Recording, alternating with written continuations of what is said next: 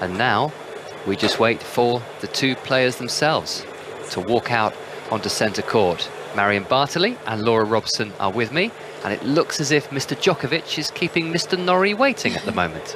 I heard from Jack Draper, who played Djokovic first round last year, that it's a bit of a thing, and I think in general the higher seeds like to make you wait a couple of minutes and keep you guessing, maybe let the nerves creep in a bit more. But Cam looks very, very relaxed in that hallway. I saw Sam Parsons, the physio from the LTA, walk past. Facu, his coach, was there as well. And so the team would have been with him right up until the last moment. When you're told that you need to meet at a certain time, how much leeway is there for being late, Marion? Well, actually, there will be someone from the committee or someone from Wimbledon to go inside the locker room and check on Novak or whoever player is missing to see the time, because we all know we run by TV times and there is a certain schedule to be respected and to be on time for the walk to the court. But that is all been checked by, once again, the supervisor, of course, of the tournament. It's someone representative of the players that we are very familiar to, because it's the same person that takes you to the center court all the time or to court number 1 all the time, whether it's on the female side or the men's side. So the players know those person extremely well. So everything is under control. It must be a slight delay due to a reason. Mr. Djokovic is not about to be defaulted for turning up too late. Although I suppose there comes a point, doesn't there, where if a player doesn't show... They try and hurry you along. It's more obvious when one player's in the unseeded player's locker room and the other one is coming from upstairs, which is the seeded player's locker room. Then you can even push it a bit more and say, oh, I'm not ready. But both of these two will be in the same locker room, the nice one upstairs with the comfortable sofas. They've got a putting green in there.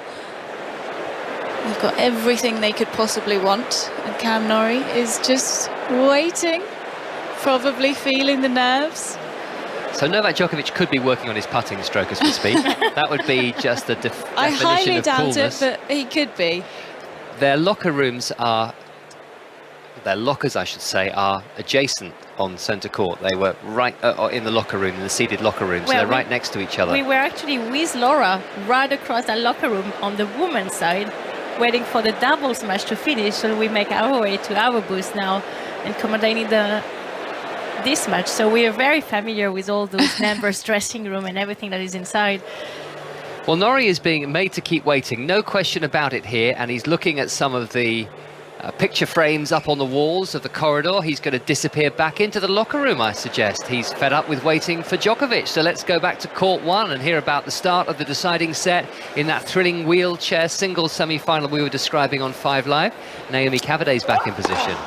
Oh, the twists and turns of this one, Russell. It has been absolutely fantastic to watch. We are just kicking things off in the third set as Alfie Hewitt managed to wrestle back the second. And my word, it was an effort, down 5-1. He took it on a tie break. It's now the first game of the third set. It's 40-30 Alfie Hewitt. He's just going to challenge this shot. It was called wide. I think it was wide.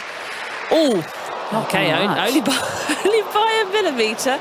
Wasn't what I was expecting, but it's juice in the opening game of this third. Has 2 challenges remain. Novak Djokovic has arrived. Cameron Norrie has disappeared. Maybe he's now going to keep Djokovic waiting. But he has arrived from the gym, because there is a gym downstairs. So down those stairs, that's where the other locker room are as well, and the gym area and the warm-up area. So he's actually coming from the warm-up area. He hasn't been coming out from the men's members locker room, which is also something interesting. Stretching his legs, stretching his arms. One of his agents, Eduardo, is behind him. Goran Ivanisevic has just walked past. Cameron Norrie has re-emerged. And now they will start the walk to centre court for this men's singles semi-finals. At other Grand Slams, you might see pictures of the players backstage on the big screen, and everybody gets very, very excited. They do things differently at the All England Club. The spectators will be unaware of the players' close arrival until those doors spring open, and before they know it, within a second or so, they're out onto the grass of centre court. Cameron Norrie around the corner, followed about 10 or 12 feet behind by Novak Djokovic. Cam looks like he's on a mission. He would go faster if he could, but the camera's right in front of his face. He's pulling away from Djokovic at this stage. He's using DRS. Well, he's checking left and right. I mean, he's really sort of... And Djokovic has done this walk so many times in his life. It looks like he's taking longer looks to every single detail, Cam. Just want to suck in those moments. That's the members getting excited. Jerry Armstrong, the championship's referee, is there. He will give the nod for the players to walk out onto court, which could be any second now. They are both in position. This is Cameron Norrie of Great Britain, 26 years of age, had not won on the ATP Tour this time last year, now walking out into the sunshine to play in a Wimbledon semi-final on centre court.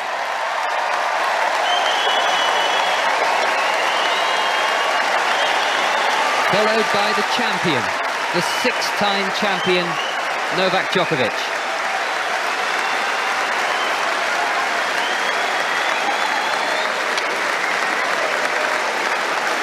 It is a wonderful sight. There are plenty of Union Jack sun hats. There are many people taking photos at the moment of these two players, around about 5 minutes before the start of this semi-final. That was so cool. It was.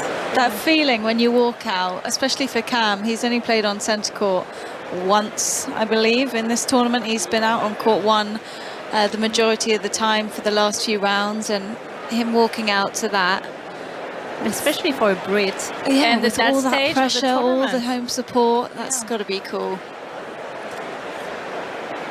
People stretching their legs, standing up, looking around, pointing out other people on the other side of centre court.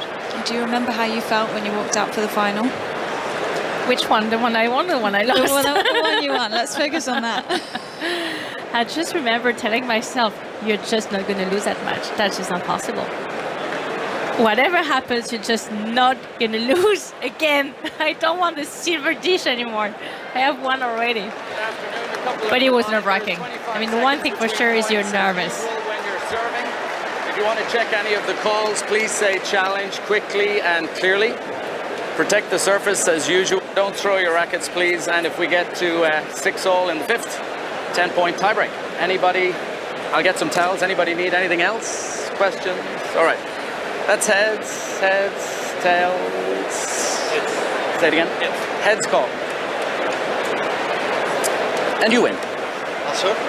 Serving and swap. Okay. Novak Djokovic wins the toss and will serve first. The players will swap ends, so Cameron Norrie will start in front of the royal box and the players' support team. They'll have 4 minutes to knock up now on centre court before this semi-final gets underway. Fergus Murphy is our chair umpire from Ireland. He wears that distinctive flat cap, a blue one today. I don't think I've ever seen him officiate in anything else. That is his trademark, and he's just being properly mic'd up by Graham, who's one of the sound engineers down there on the centre court. The man I spent many a happy hour by the 18th green at the Open Golf Championship for a number of years, as I was doing the interviews with the players, with Graham's help, as they completed their 18 holes. I can tell you he enjoys a muffin. Any particular flavour? I think any flavour muffin he could possibly get his hands on. And I think if I remember one year, I seemed to have a little bit more money on my accreditation badge, and therefore I was the person going to buy the daily muffins, and I was known as the Muffin Man that week. Lots of happy memories come flooding back. Meanwhile, to business. Novak Djokovic and Cameron Norrie playing for a place against Nick Kyrgios in the Wimbledon final on Sunday. Can the British #1 make history here this afternoon by stopping Djokovic claiming a fourth successive Wimbledon crown? It's not sunken yet, especially still going in the tournament and a lot of people following all around the world, and it only gets tougher, you know. This is the biggest tennis tournament in the history of our game, so every single time I step on this court, the love affair keeps going and keeps growing, so hopefully I can maintain that It's run. obviously one of the toughest tasks in tennis, you know. His record is unbelievable here. It's going to be a tricky one. Playing against the British player here in Wimbledon is never really a pleasant experience, you know, because of course the crowd is going to be on his side. He likes Wimbledon a lot, loves that centre court, so it's going to be tricky, and I'm going to have to up my game again to compete with him. Grand Slam semi-finals are are tough battles, players that are already confident, already in the tournament in a way, with their head, with their tennis, and let the better player win.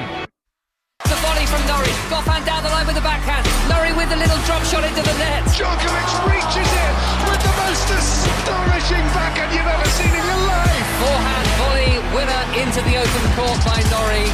And he has looked after his serve, and there's still nothing between these two men. Novak Djokovic comes out into the centre of the court and clenches his fist and roars because he is into the semi-finals of Wimbledon yet again. Centre court rises to Norrie. 1 game away from the Wimbledon semi-finals. Goffin hits the backhand into the net. Cameron Norrie's done it. The Wimbledon semi-finals beckon on Friday afternoon.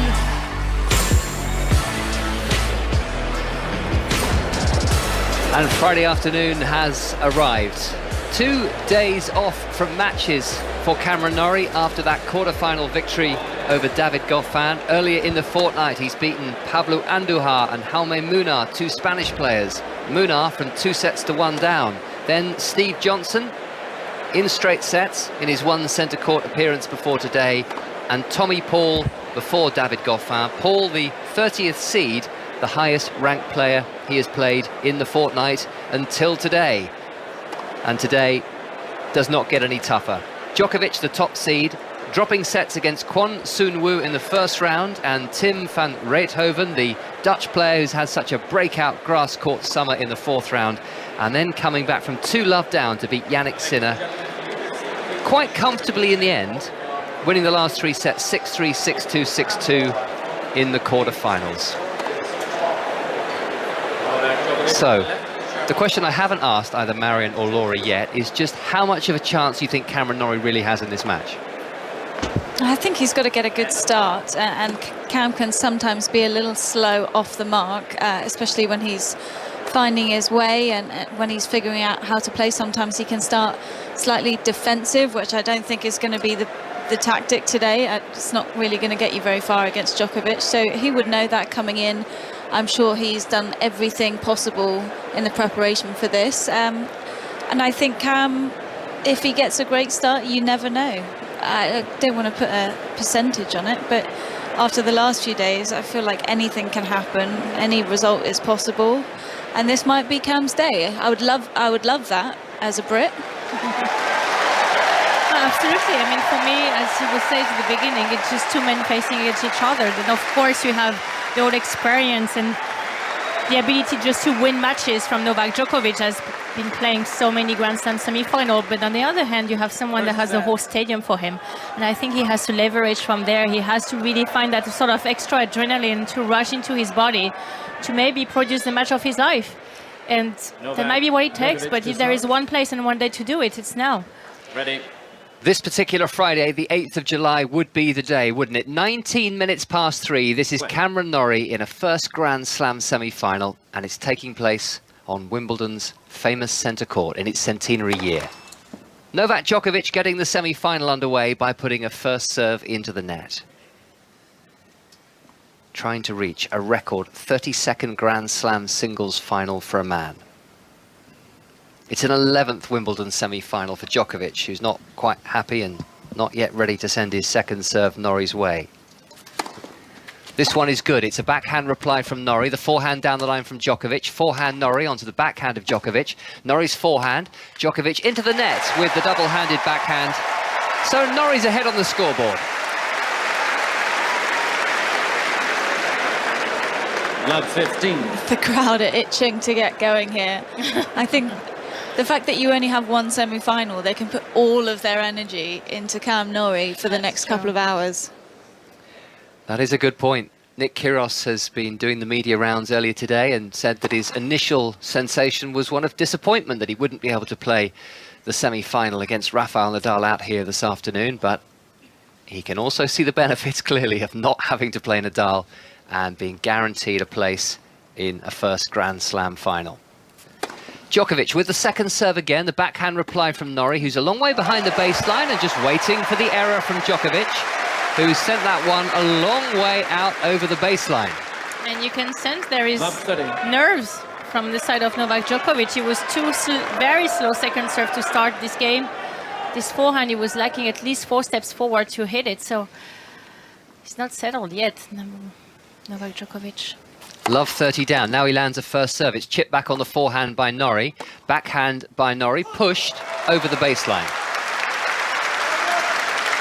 And those are the ones he's got to be careful with at the start, Cam. He's got that nudging backhand that can sometimes sail long. And it's so much better when he leans forward into the ball, goes for those short, low cross-court backhands. 15:30 on the Djokovic serve in the opening game of this semi-final on 5 Live and BBC Sounds. Backhand return by Norrie.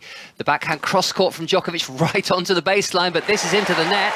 Another surprising unforced error, and the top seed, the defending champion, has given Cameron Norrie 2 breakpoint opportunities in the opening game of the semi-final. And again, on the last backhand, just no footwork. The legs just didn't get him under the ball from Novak Djokovic. That's a true sign of nerves. When your legs are just not going, that's when you know your opponent is nervous. Norrie bouncing up and down on his toes from one foot to the other. Good deep return. Djokovic down the line with the forehand. Norrie's forehand is cross-court.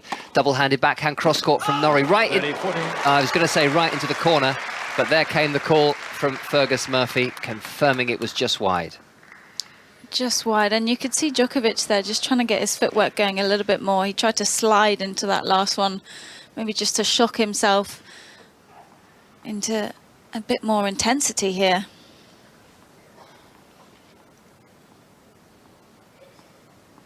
Still a break point for Norrie in front of the royal box, watching Novak Djokovic put another first serve into the net.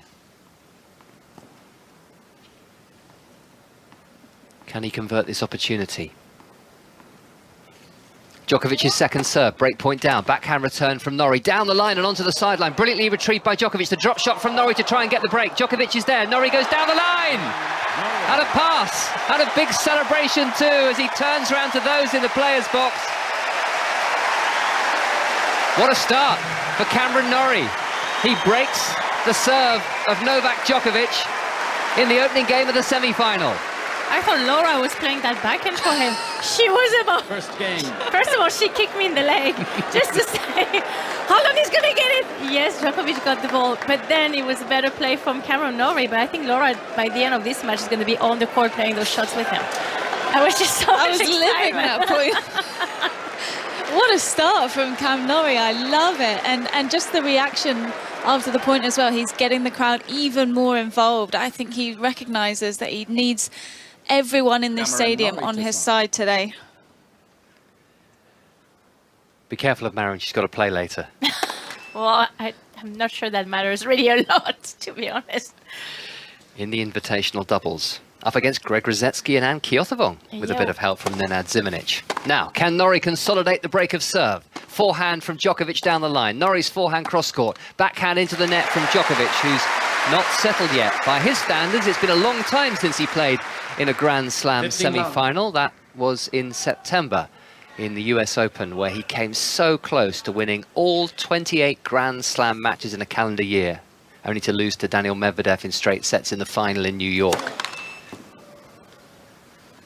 Still a pretty good effort, 27 of 28. I think any player would take that. Not too shabby. Second serve Norrie, forehand hit by Djokovic. Norrie into the net with a backhand.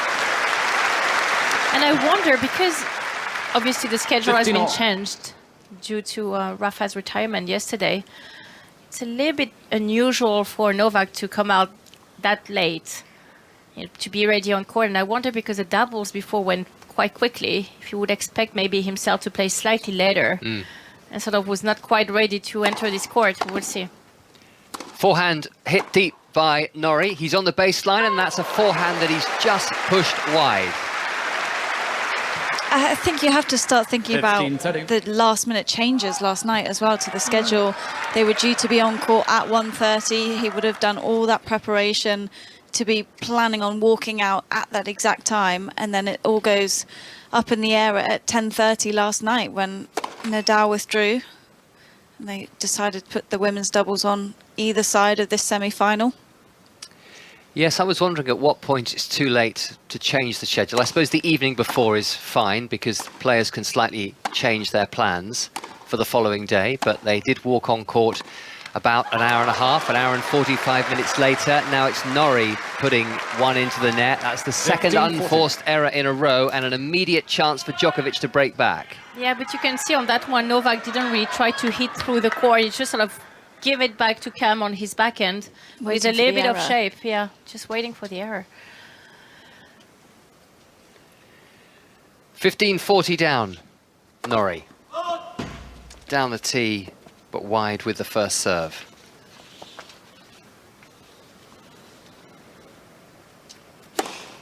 Second serve, backhand return from Djokovic. Norrie into the net with a forehand. And an error-strewn opening game by Djokovic is replicated by Norrie on serve, and we're back on level terms. A break apiece, one game all.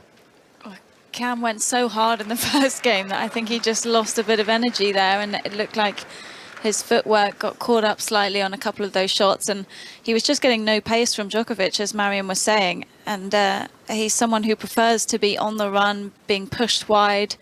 That's when he really shines with his athletic ability. Good return here by Norrie, who's in his backhand corner to swing that cross court. Djokovic long with the forehand. So at the moment, it's just a question of trying to keep the ball in court and benefit from an error from your opponent. Well, sometimes when you're nervous, you know, no matter how much you have been able to win in the past or how many matches you have played that stage of a tournament, you're nervous. You just try to get through it. One game all. Love 15, high return from Norrie. It's a good serve by Djokovic, and he makes no mistake with the forehand winner. So Norrie will be very happy, I think, if this is a long physical battle. How else can he hurt Novak Djokovic? The lefty serve is always a good thing to have, especially on grass. That backhand is unorthodox, isn't it? But do you think it's quite low? Keep it low. I think Djokovic, you know, he's got a good record against lefties, 76% win rate against left-handers. So Ace from Djokovic. That slider out wide with the serve, I don't think that has the same effect as it does against most people. So I would expect Cam to sort of mix it up with a lot more body serves, then go for the wide one when he's got Djokovic pushed. But I mean, it's definitely a difficult matchup for him. It's another ace. Well, I wonder in those 24% of time that he hasn't been able to win against a lefty, how many of those are against Rafael Nadal? Yes, how many left-handers has he lost to? How many other left-handed? Not called Rafa. Exactly. 40-15 Djokovic. Not quite a hat-trick of aces. But he has steadied the ship on serve in this game so far, Djokovic. Serves now, a second serve to the backhand of Norrie, forehand cross-court Djokovic, and that in the end was a very straightforward hold. So after dropping serve in the opening game, a normal service slowly being resumed for the top seed, Gigi. Back on serve, he leads by 2-1. Thank you very much, Russell. It is a beautiful day, beautiful blue skies. It's 84 degrees right now, and this isn't even going to be the hottest day of the week. Action continuing at a pace over 2 hours into the semi-final on court one, a match that is being watched by Naomi Cavaday. Yes, and Alfie Hewitt now trails Gustavo Fernandez by a break in the third set. The crowd are really getting into this one, though, very much enjoying it. And he might be down a little in the score, Katie O'Brien, but it feels like he's right there with Fernandez now. Yes, let's remember he was 5-1 down in the second set, so 3-1 will seem like nothing. But Fernandez has regrouped really well after that, what must have been a really disappointing finish to the second set. And Annabelle, how do you see this one playing out? Do you think Hewitt can hang in? Impossible to call, Naomi, because I think even though Fernandez is ahead, I don't think it means too much because the games are close, the points are close. It's nip and tuck all the way, this one. Yeah, lots of juice games here, Gigi. The last service game for Fernandez, he was 40 love up, and Alfie got it back to juice and had a few juices there before Fernandez was able to hold. So it's 3-1 with Hewitt serving. Thank you very much. We'll be back with Annabelle, Katie and Naomi throughout the course of that deciding set, but our focus will remain here on centre court, this semi-final between Novak Djokovic and the now serving Cameron Norrie, with Laura Robson, Marion Bartley and Russell Fuller. And he's being watched by Sir Alex Ferguson, who's been spotted in the crowd. One Scot watching another Scot. Norrie very happily identifies as a Scot, even though he's got a Scottish father and a Welsh mother. Drop shot from Djokovic, the lob down the line from Norrie, the tweener from Djokovic, which is brilliantly executed. Norrie having to run back, low volley from Djokovic to win the point. I mean, that's the chaos style.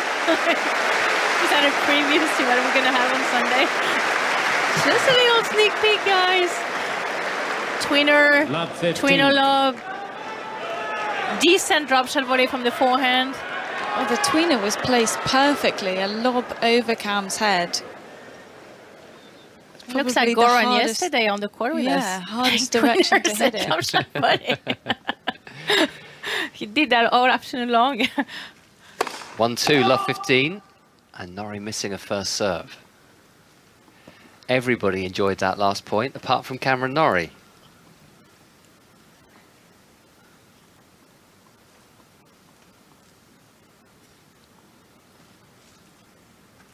Second serve, backhand hit by Djokovic. Backhand from Norrie. A slice backhand from the Serb.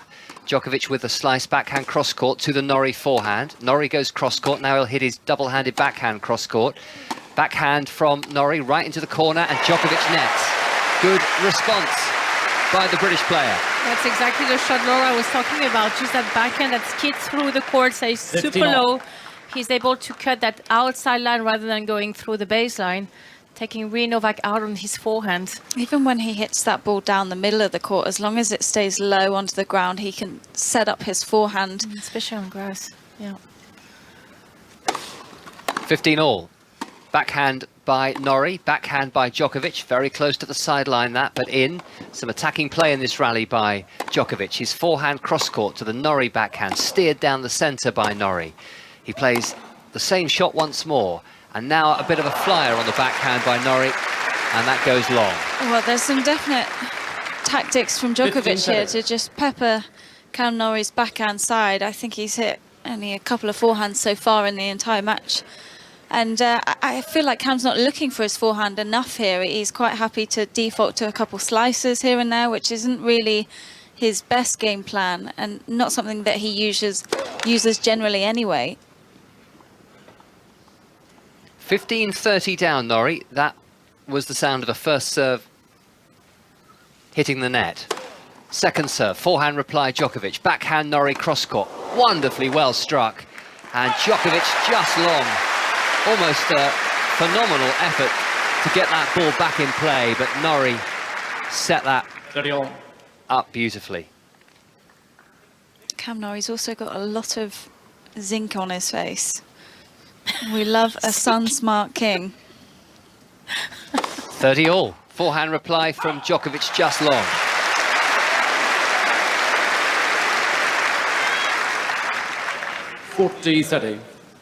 I think Novak would love to have a replay of that second serve of 15-30, when he didn't really do enough with the return and had Cam to be able to attack him right away with his backhand. Norrie with the game point and an excellent serve, bunted back into the net by Djokovic. So having lost a couple of games in a row and then finding himself 15-30 down, excellent reply by Norrie. But you can see Novak trying to just give a little bit more hair to his shot when he plays the backhand of Cam. Do not allow him to play constantly hip high. You want to have his ball just jumping a little bit more, having Cam to play them shoulder high to generate a little bit more enforced errors from him. But yeah, so far it's a really tight game. Norrie with no experience of this stage of a Grand Slam before, as he goes wide with the service return. Not past the third round of a Slam before Wimbledon 2022, but a lot of wins on tour, which will give him confidence. 32 wins this year. Only 3 men have won more matches on the ATP Tour. He's also lost quite a lot of matches, I should say, because he does play a lot of tournaments, but it's still a hugely impressive number, and he's won 2 more titles in 2022 as well, to add to the 2 he won in the second half of last year. He's won this year in Delray Beach and Lyon. Was also the runner-up in Acapulco to Rafael Nadal. Forehand by Djokovic, the forehand hit by Norrie. Djokovic's forehand with a bit more pace on it. Down the centre, but long goes Djokovic with the forehand. And when you think about it, Cam Norrie's got the perfect physique, really, because he's strong, but he never really gets injured, even when he plays so many tournaments and match after match. He seems to hold up so well. A lot of that to do with the off-seasons that he puts in, huge amounts of work on the track, in the gym. Training at 200 beats per minute heart rate, according to Facu Lagones, his coach. For how long? 8 or 9 minutes at a time. It stay at 200 beats. That's what he says. That's a heart attack for us. Yeah, exactly. Backhand hit by Norrie. It's 15-all on the Djokovic serve. Forehand down the line, Djokovic. Norrie with the forehand cross-court. Backhand Djokovic onto the backhand of the left-handed Norrie, and he's gone just long as he tries to go down the line. I mean, this may not be hugely scientific, and it varies on the individual, and clearly we have a very elite athlete here, but the guide normally is that your maximum heart rate should be 220 minus your age, yes. which for him would be 194. So it suggests it shouldn't be possible for his heart to go above 194, but clearly it varies from individual to individual.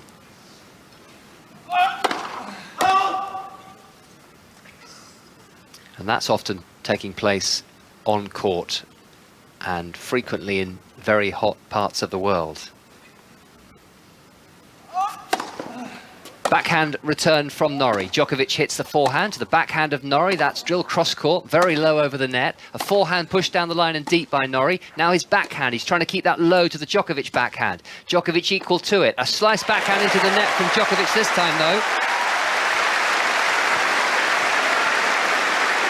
And you can see just how much that backhand doesn't drop. I mean, just the ball almost just stay on the grass. It just doesn't come up at all, and Novak has to do a lot of efforts on those legs to just keep on bending lower and lower, and it seems like on that last backhand he was running a little bit out of energy to just get his footwork to hit a good slice. 2-all, 30-all after 18 minutes of the first set of this men's semi-final on centre court on 5 Live. Blocked back on the forehand by Norrie, and long goes Djokovic. Another break point for Norrie. A smart return from Cam, just a block back through the middle, no pace on it, Djokovic. 30-40. Then just pushing that one a little bit long, but as you were saying, I mean, Cam's backhand almost works better the shorter he aims it, and if he's going for the service line, it just does not bounce up at all. It's so flat. Perfect shot on the grass.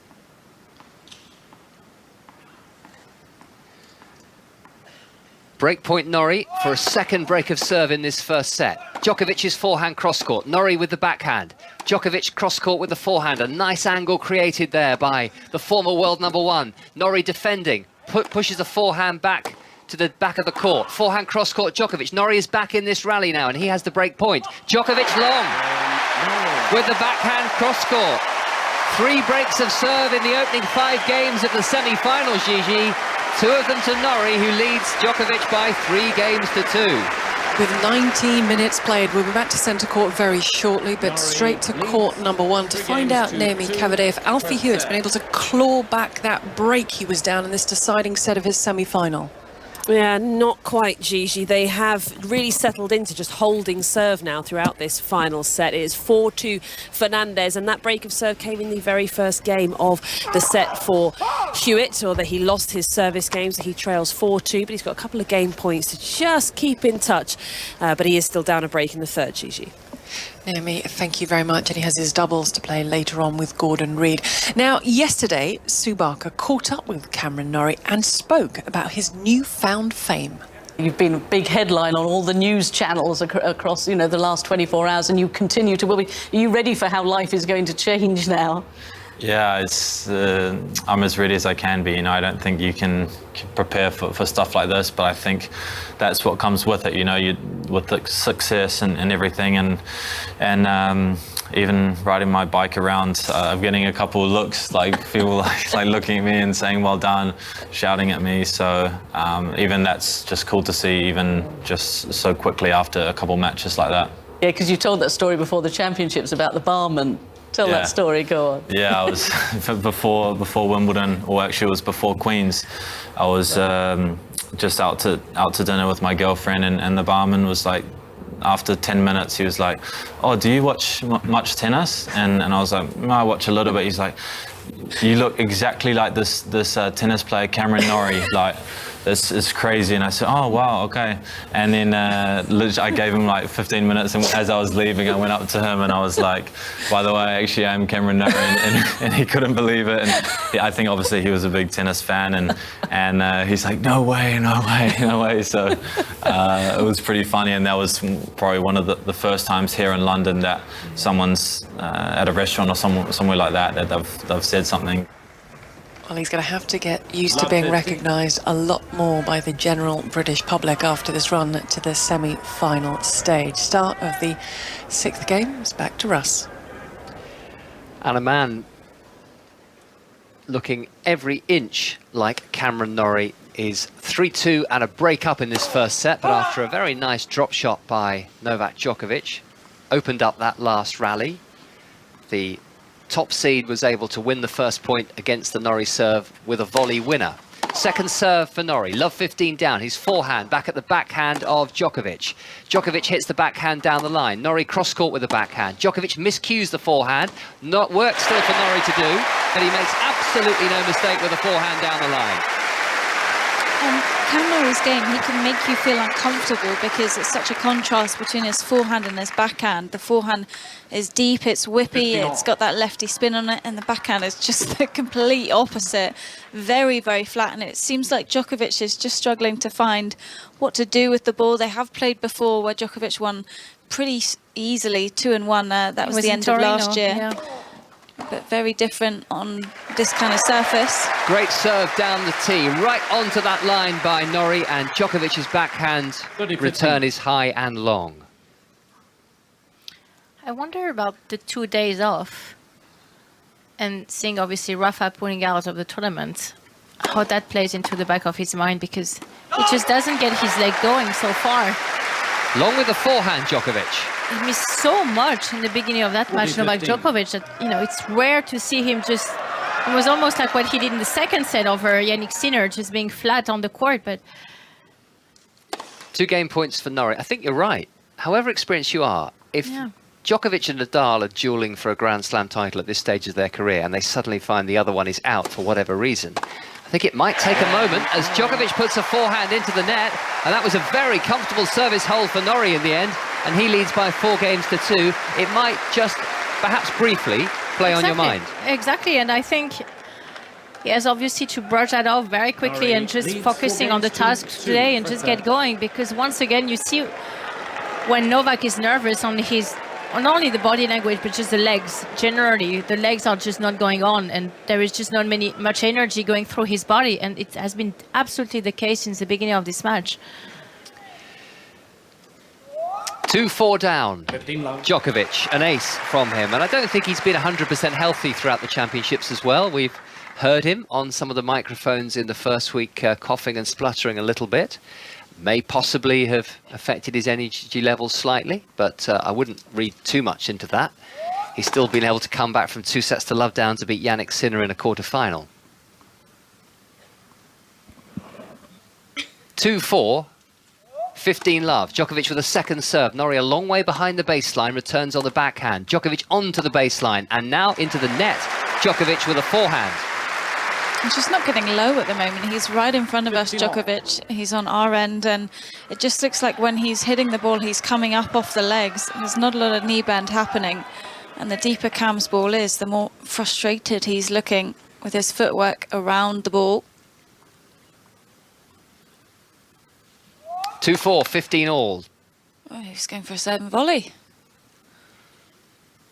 Forgot about the serve bit. Into the net.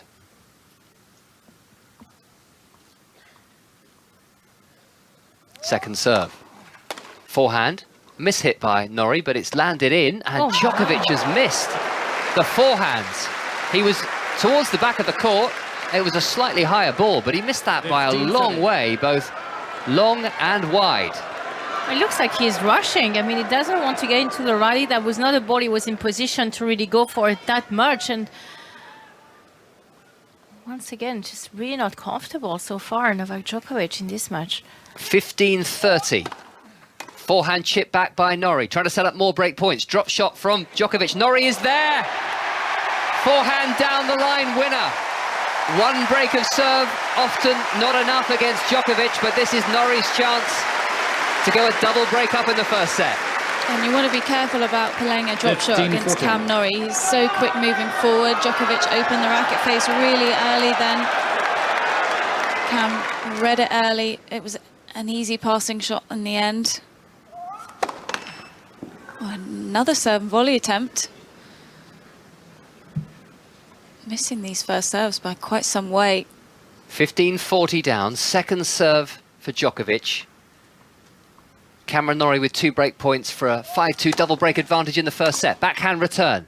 Djokovic hits the forehand. Norrie running onto a forehand. Djokovic with the forehand to Norrie's backhand. Just pushed back by Norrie, but maybe that's enough at this stage. Forehand Norrie, backhand Djokovic. They're drilling down the centre of this centre court. Backhand Norrie, just clearing the net. Slice backhand from Djokovic. Norrie cross court. Djokovic cross court with a forehand. Norrie's backhand cross court to the Djokovic forehand. Hit with more pace by the serve this time. Even more pace. He's break points down. Norrie replies in kind.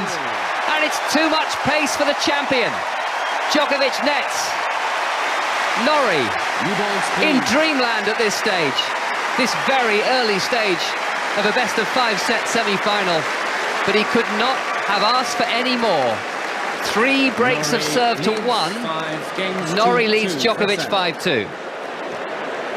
Well, the difference in energy, even at the changeovers here, is huge. Cam Norrie's been bouncing around between every point. He comes into the return, still jumping around, still moving. Djokovic was just sitting there a second ago with the towel over his head. Leaning a lot of forward, sighing going yes, on. Exactly. His shoulder down. Really not happy. 5-2.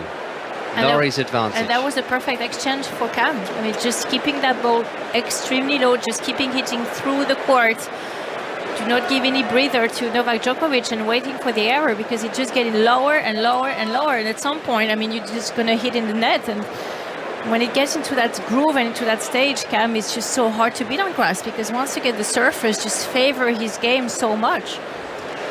There is a very long way to go, as we've been saying, even if Norrie manages to win the first set. But I've had in mind, ahead of this match, just the performance at the French Open quarterfinals. Nadal played a brilliant match against Djokovic, but Djokovic just didn't seem at that stage to have the fight, the energy to impose his will on Nadal, and that surprised me. And we remember what happened at the start of the year, and the fact that Djokovic played very little tennis until April. He was only able to play 1 tournament, and you think he'll just be able to get back on song very quickly and back into that Grand Slam winning rhythm. And I think just keep it in the back of your minds whether he's not quite where he wants to be. He may well win this match in 4 sets. He may well win this match in straight sets. But right now, Norrie is playing brilliantly, and he leads by 5 games to 2, and he's serving for the first set. Backhand return from Djokovic. Slice backhand down the line from Djokovic is long. And a bit of a bail out of the point there. Djokovic went for the slice, but he pulled off it and he was running forward, but it would have been a terrible approach shot. Cam was right in position.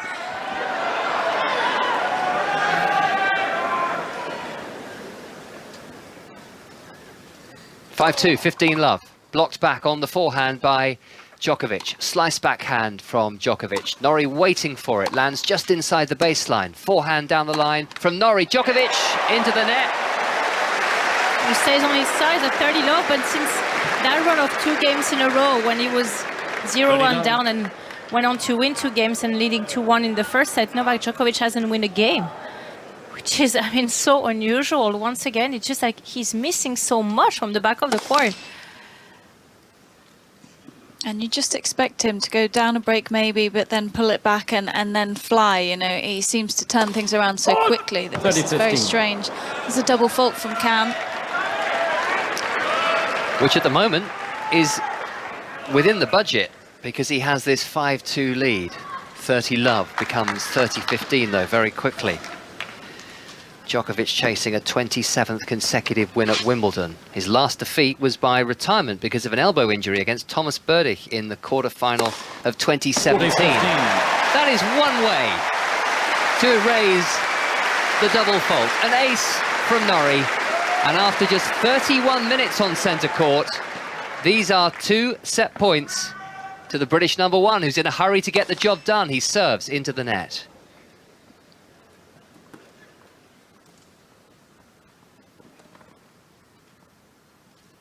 Second serve. First of 2 set points for Norrie, his second double fault of the game. Understandable to have a couple of nerves creeping in on your own serve, trying to close out the set in your first Grand Slam semi-final. Just slowed down the racket head speed on the second. 1 set point remaining. An ace. 2 double faults, forget it. Followed up by 2 aces. Norrie's just won 5 games in a row against Novak Djokovic in the first set of a Wimbledon semi-final on centre court. And he's taken it by 6 games to 2. That's quite incredible. 32 minutes on the clock. He breaks the Djokovic serve 3 times and he sits down with the first set. We'll be back on centre court very, very shortly. We'll also be going to court 1 where Alfie Hewitt is in semi-final action. But now, with the time, it's just gone 10 minutes to 4 on Friday afternoon. Let's get some news here on 5 Live with Matthew Bone. Listen on BBC Sounds. This is BBC Radio 5 Live. Thanks, Gigi. The Labour leader, Sir Keir Starmer, has been responding to being cleared of breaching COVID rules, saying honesty and integrity matter. Durham Police was looking into an event earlier last year when Sir Keir was pictured drinking beer in the office of a Labour MP, but concluded that the gathering was a short break from work, so fell within the rules at the time. Sources close to the former Health Secretary Jeremy Hunt say he's considering running to replace Boris Johnson as Prime Minister. The head of the Commons Foreign Affairs Select Committee, Tom Tugendhat, and the Attorney General, Suella Braverman, have already confirmed they'll put themselves forward. A new Commissioner of the Metropolitan Police has been announced. Sir Mark Rowley, a former head of UK counter-terrorism policing, has been appointed to replace Cressida Dick, who resigned in April. And Japan's former leader Shinzo Abe has been assassinated during a campaign rally. Mr Abe, who was the country's longest-serving Prime Minister, was shot in the neck and back. Wimbledon 2022 with Gigi Salmon and Tony Livesey on BBC Radio 5 Live. Fantastic atmosphere, as you'd expect here on the centre court as the Union Jacks are being fluttered. Cameron Norrie is set up against Novak Djokovic. Back here on centre very soon. But good news, Naomi Cavaday from court 1. Yes, Alfie Hewitt has managed to get the break back in this third set. It is such a high level. It is now 4-all and 15-all on the Hewitt serve. But Annabelle, watching this one with me, it's pretty physical, this match, isn't it? I think fatigue is starting to play a part. Oh, it must do. I mean, 2 hours and 42 minutes. That's a long time for both of them to be, really pushing their wheelchairs and twisting and turning and all that upper body strength that we've been talking about with their ground strokes. But also, there's so much tension in the match now. I mean, the rallies are really extended. They're having some terrific points. It's absolutely gripping to watch, but really tight in the scoreline. I mean, I really don't know who's going to come through, but it certainly feels as if Alfie Hewitt is going to get it done. Yeah, and Katie O'Brien, the momentum very much with Alfie now, the crowd behind him. What do you think? Yeah, I mean, this is the first time that Alfie's been ahead in the match. He was behind all of the first set, all of the second set, all of the third set, and still Fernandez hasn't been able to get it done. So, yeah, Alfie's just riding this momentum and he's geeing this crowd up every point. He is playing so well now, Gigi. He might have just saved his best tennis for the perfect time. He's got game points to move just a game away from a place in the final for the first time. That would be unbelievable. Great noise coming from court 1. We've got great noise here on centre court every time Cameron Norrie wins a point, and he won the last 5 games of the first set to take it against Novak Djokovic. The second set is underway, and you'll be in the company of Law Robson, Marion Bartley and David Law. Thank you, Gigi. And the baseball cap is on for Novak Djokovic at the far end of the court to keep this sun out of his eyes. And it seems to be doing the trick as he looks up into the crystal blue sky up above, because he's at 40 love. He's just hit 3 good serves. And Cameron Norrie down beneath us without a cap on his head. He's bouncing up and down on his toes, hitting his forehand with whip and topspin down the centre, but paddling his backhand into the net. So Djokovic reboots, resets, and tries to start this match all over again. He's put a hat on. Yeah. Maybe that's all it was. The sun. It's interesting seeing him with a cap on. I remember the last time he lost a match here on centre court was the Wimbledon final of 2013. 9 years ago, a day like this, a British opponent and a cap on his head. Not that we're reading a lot into it. Take from that what you will. That was 37 matches on centre court ago.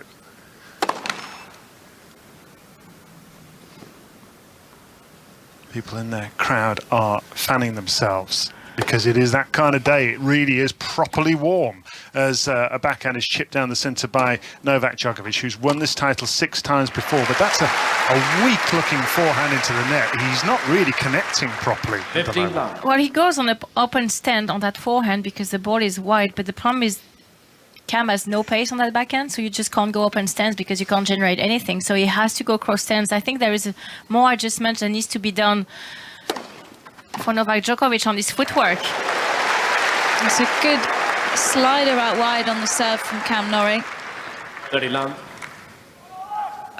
It's very strange because Djokovic holding to love in that opening game, you think, oh, here he comes, he's turning it around, and then he just can't keep the momentum at the moment. No, he hits his backhand down the centre. This one hits the baseline. Norrie at the far end, just on his toes, looks like a boxer just before the prize fight as he hits his forehand and chips it down the centre. Djokovic will attack this, but Norrie reads it, goes cross-court. Volley from Djokovic, very neatly played into the corner. Gets him back to 30-15 on the Norrie serve.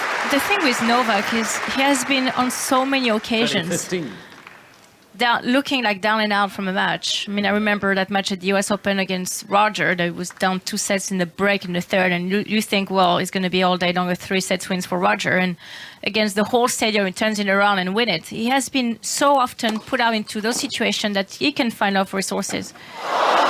Especially if Cam is missing those kind of balls. Yeah, Norrie rushing in to a drop shot from Djokovic and slicing his backhand half over the net. Yeah, he wasn't sure what to do with that ball, got up to it quickly, could see that his serve was placed really well, but it was one of those shots that when it comes underneath the net and you've kind of got to decide, or do I go topspin, do I try and go for a drop shot back? Not easy. 30 all point on the Norrie serve. This is a big one for him at the far end. He swipes his forehand cross court. Djokovic scoops it back. In at the net is Norrie. Lovely touch. Backhand slice. Cushioned volley. Well done, Cam. He's definitely been making more of a play to come forward in his last couple of matches. Came to the net 40 times against Tommy Paul 2 rounds ago, and I think that's a great play today. Just take the time away from Djokovic. Cam's very steady when he comes forward. He's got a nice backhand volley. Plays it a lot like his backhand from the baseline. Just keeps the wrist nice and strong. Norrie was looking back on the one previous meeting they've had in his press conference after his quarter-final win, and he was remembering he'd won just 3 games, and I remember how embarrassed he felt after that match. And he said, I've got different tactics this time. I'm going to take it to him. He hits his forehand down the line. Does Norrie, scooped up in the air by Djokovic, and long, and Norrie holds. 1 game all, and Norrie ahead by a set to love. And once again, really some enforced errors that you wouldn't expect from Novak at this stage of the tournament. In the semi-final, when everything is in sync, everything feels so good. You have played a lot of matches. You have been into different situations. All of them has been played on that court, so he's very much at ease with all the situation. But it really seems to me that, he has Cam Norrie in front of him today and Nick Kyrgios to win Wimbledon again. Is the overwhelmed favorite, and that I think has been creating a lot more stress than probably we have estimated, because it's just today it's hard for him to get going on his footwork. He's so many times not placed to hit the ball properly. Places that serve better down the tee. It's a tricky situation for him, isn't it? Because to get himself going, you would usually want some shouting, something, but then that's going to feed into Cam Norrie's support from the crowd, and they're not going to like that. So it's a lose-lose right now. He's just trying to find the balance, isn't he, with his game, with his temperament, everything. And he's in that sort of zen-like state at the moment, trying to keep his calm. But Norrie's badgering away at him with his forehand cross-court, lifting another one. This one goes just long. I think that's where you have to go back to your players' book and just get the energy from them. I mean, you would, like to see all these players' book just up on their feet and sort of giving him that energy and that positive energy and reassuring energy that, it's still a long way to go. He can absolutely come back in that match. It's the voice of Marion Bartoli, the 2013 Wimbledon champion, here on 5 Live, alongside Laura Robson, as we watch Cameron Norrie try to become only the 2nd British man to reach the final of Wimbledon since 1938. That was Henry Bunny Austin. He was a beaten finalist Here's a backhand cross court by Norrie at the far end, whipping his forehand down the centre and just long. He puts loads of topspin on the ball, doesn't he, Norrie? And sometimes you can think it's going out and it'll drop in. That one a little bit too much on it. Loads of topspin on just the forehand side. Yes, they are extremes, aren't they, those two shots? The backhand is flat as a pancake, no rotations on the ball whatsoever, it just goes like an arrow through the air.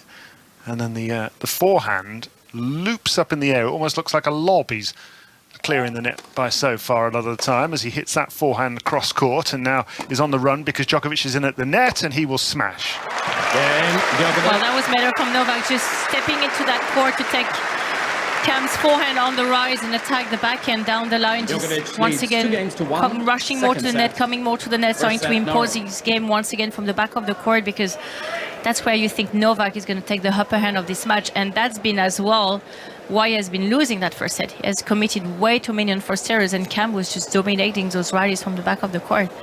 Djokovic has been full of extremes in this tournament alone. In the first round match that he played against Kwon Soon Woo, he was struggling, and it was 63 points all when he was midway through the third set, one set all at that stage. He managed to get through it, and then he was superb, was Djokovic, against Thanasi Kokkinakis and then Miomir Kecmanovic in the second and third round. He lost a set against Tim van Rijthoven, the second set of a match that he ended up accelerating away to win in, and then he was 2 sets down against Jannik Sinner in the previous round, and that was the 7th time in his career that he's come back from 2 sets to love down. So he has looked good for the most part, but he's had 1 or 2 blips. Let's have a check-in on the fate of Alfie Hewitt with Naomi Cavaday. Oh, well, we are in a brutal game, and this is brutal tennis. It is such a high standard, though, but a lot of physicality out on court. Both men starting to tire. He is up against Gustavo Fernandez. It is 4-all in the third set. It is Hewitt serving, and he has a game point now to push ahead to 5-4. But this game has been going on a long time. We were in this game last time you checked in with me, David. And Alfie is not enjoying his ball toss. We've had 6 deuces in this game, but it is 4-all in the third, with a game point for Alfie Hewitt. That has been a gruelling encounter between those two over on court number 1, and it is blazing sunshine out here at the moment. I mean, it's typical, isn't it? Never happy. Complaining when it was raining the other day, now complaining because it's too hot. Yeah, it was a bit hot when I went out earlier. Cameron Norrie's not complaining. I think he quite likes it. 30 love down the centre. He's won the first set as Cameron Norrie of Great Britain against Novak Djokovic. One thing I did notice, looking back at Djokovic's last couple of matches, is how low his conversion on break points was, and that's just not being used to these situations, maybe. Here he is with a forehand passing shot, but he's made cross-court and lands just inside the sideline. Norrie not quite getting hold of his forehand on the line. So it was 6 out of 17 in his 4th round match, and then against Sinner, 6 out of 15. And you just don't expect that level of stat from Djokovic, because he's usually so zoned in when it matters. This to get through to the Wimbledon men's singles final, where Nick Kyrgios awaits on Sunday. Backhand hit down the centre by Norrie, who leads by a set to love 6-2. He's 2-1 down in the second set on serve. 30-15, backhand cross-court from him. Now he winds up into the forehand. That lands on the baseline. Djokovic repels it. Now he'll hit his backhand down the centre again. And huge forehand on the line by Norrie. He's in charge of this rally. Mid-court forehand. Djokovic reaches it. And Norrie goes too far to the side. Let it drop too much. Novak went to that court already before even Cam hit the shot. He was running to that cross-court forehand to cover his backhand even before Cam hit that shot, and I think he saw him in the corner of his eye and wanted to go for even more. Cameron Norrie has 2 challenges remaining. That's why he has to really take his time, go for a good first serve. It felt like he knew that was out. He just wanted the extra time from the challenge, an extra 15 seconds. 30 all on the Norrie serve. Smashes it out wide, but it misses the sideline. Djokovic at the far end now, 2 hands on the racket, planting those feet out wide, creating a base, looking intense, dancing inside the baseline to his forehand down the centre, trying to set up break point against Cameron Norrie, who hits his forehand down the line. Djokovic repels it with a forehand cross-court. Massive forehand by Norrie. They're wailing away at each other. Drop shot, Norrie into the net. he went down the line but a little too short, and that gave the chance to Novak to defend, and just on the second forehand actually put more pace. That's where Cam felt like he had to go for something different, and he tried the drop shot, but you can start to see already the balance starting to shift towards a little bit towards Novak. From the back of the court, Liz, once again, he really needed a good first serve here. Break point Djokovic. Serve hits the net from Norrie at 122 miles an hour. People fanning themselves, and looks like butterflies are in the crowd at the moment. Djokovic sizes up this serve at the back and down the middle. Forehand cross court, lovely from Norrie. Now he steps in behind it and puts away his forehand. Has he? No. Now the volley maybe. Djokovic is going to challenge the forehand. Challenging the call, left inner sideline. It was close. The ball was called chair in. umpire's unit of a chair really was confident because he's asking his balls. Well, it was inside the court. Novak Djokovic has just challenged a forehand that was about 3 inches inside the I'm line. convinced it was that far in. Djokovic has 2 challenges. Well, you and Joe Salisbury, not too keen on the Hawkeye this week, because he was not happy at all the other day. He asked for it to be turned off. Well, Djokovic was right on that line as well. If you're going to challenge it, he would have seen if it was that far in. Yeah, that would wind you up if you had seen that, wouldn't it? There's an ace down the centre from Norrie, just to rub a bit of salt into the wound. It's a great recovery from Cam, being break point down, second serve on Novak Djokovic, one of the best returner of the history of the game. Able to save that and then put up a nest right after. Let for some. That's all those small key moments in the match that can really make a huge difference at the end, and so far he has been really rising to the challenge, Cameron Norrie. Here's Norrie with a point to level up at 2 games all. And he's hit that serve into the net. The crowd thought it was a double fault, but it wasn't, because the first one was a let. So here's Norrie winding it up again, but you can tell that the crowd are living on every second here as Djokovic nets a forehand return, and that is such a surprise to see. And you can see once again just not enough energy going into that shot from Novak. It's a 94 miles per hour second serve. Norrie with a lot of accuracy right on his strike zone, the forehand. He shouldn't miss that shot, honestly. And it just doesn't get into the ball. He just waits for the ball to come at him and just nets it at the end. It has a strange mistake once again from Novak.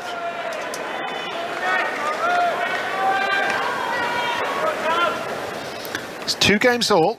Novak Djokovic far end with the baseball cap on in the bright sunshine of centre court. He trails Cameron Norrie of Great Britain, who leads by set to love, 6-2 first set. Forehand chipped onto the baseline by Norrie. Djokovic looks awkward as he tries to get that back. Slices his backhand carefully down the line. This is a careful performance from Djokovic at the moment. He's not that confident. He hits his forehand cross court. Norrie meets it with his 2-handed backhand, then whips the forehand on the line and takes over. Steps in, does Norrie, and goes the wrong way. Djokovic lifts a lob, but Norrie smashes it away. Well, got a bit lucky there, Cam, because he came forward and he just let the ball drop a little too low again. Love 15. I think needs to be quicker on top of these balls, take the time away from Djokovic, and Djokovic barely had to move in the end. Didn't quite get enough range on the lob, so an easy overhead, but something to keep an eye on, because that's a couple of times now that Cam's just let the approach shot drop too much. Laura Robson here with us on 5 Live as a backhand hit down the middle from Norrie, who's got love 15 on the Djokovic serve. That's a good ball strike from Djokovic, who hits a drop shot, and Norrie's in there. He hits a drop shot. In comes Djokovic down the line, very nicely placed with a backhand. Well, I still feel that so far Cam is doing an amazing job. I mean, he barely missed a ball. He serves well the crucial moments. He covers his court beautifully. He comes to net when he has to.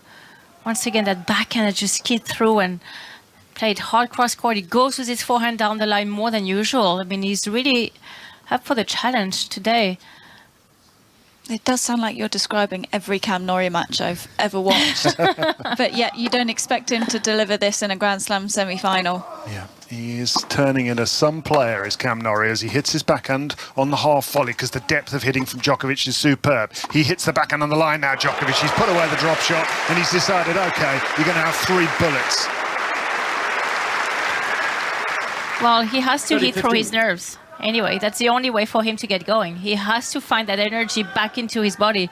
He has been able to do it over Yannick Sinner, but he has once again to come from behind. So it's a lot more difficult because you feel more pressured. I mean, no matter how many times you have been there, when you're set down, it's not the same as being a setup. So he has to get going. Forehand cross-court Djokovic, paddled back with that two-handed backhand by Norrie. This is better hitting from Djokovic now, and a forehand long by Norrie. That looked a little bit more positive from a Djokovic perspective, that he's hitting through the ball and coming forwards. He's 40-15 up, 2 games all, he's a set behind. Probably easier to get out of that rhythm against Sinner, though, than Cam Norrie, because you get a much nicer ball onto your racket with more pace, not so spinny off the forehand. And by the end of the match against Sinner, he was playing beautifully. I suppose you get a similar type of ball from both forehand and backhand against Sinner, whereas you don't against Norrie. But Sinner will eat you out of the court more often. So I mean, it's still quite critical to be able to set Sulov down against him. Certainly.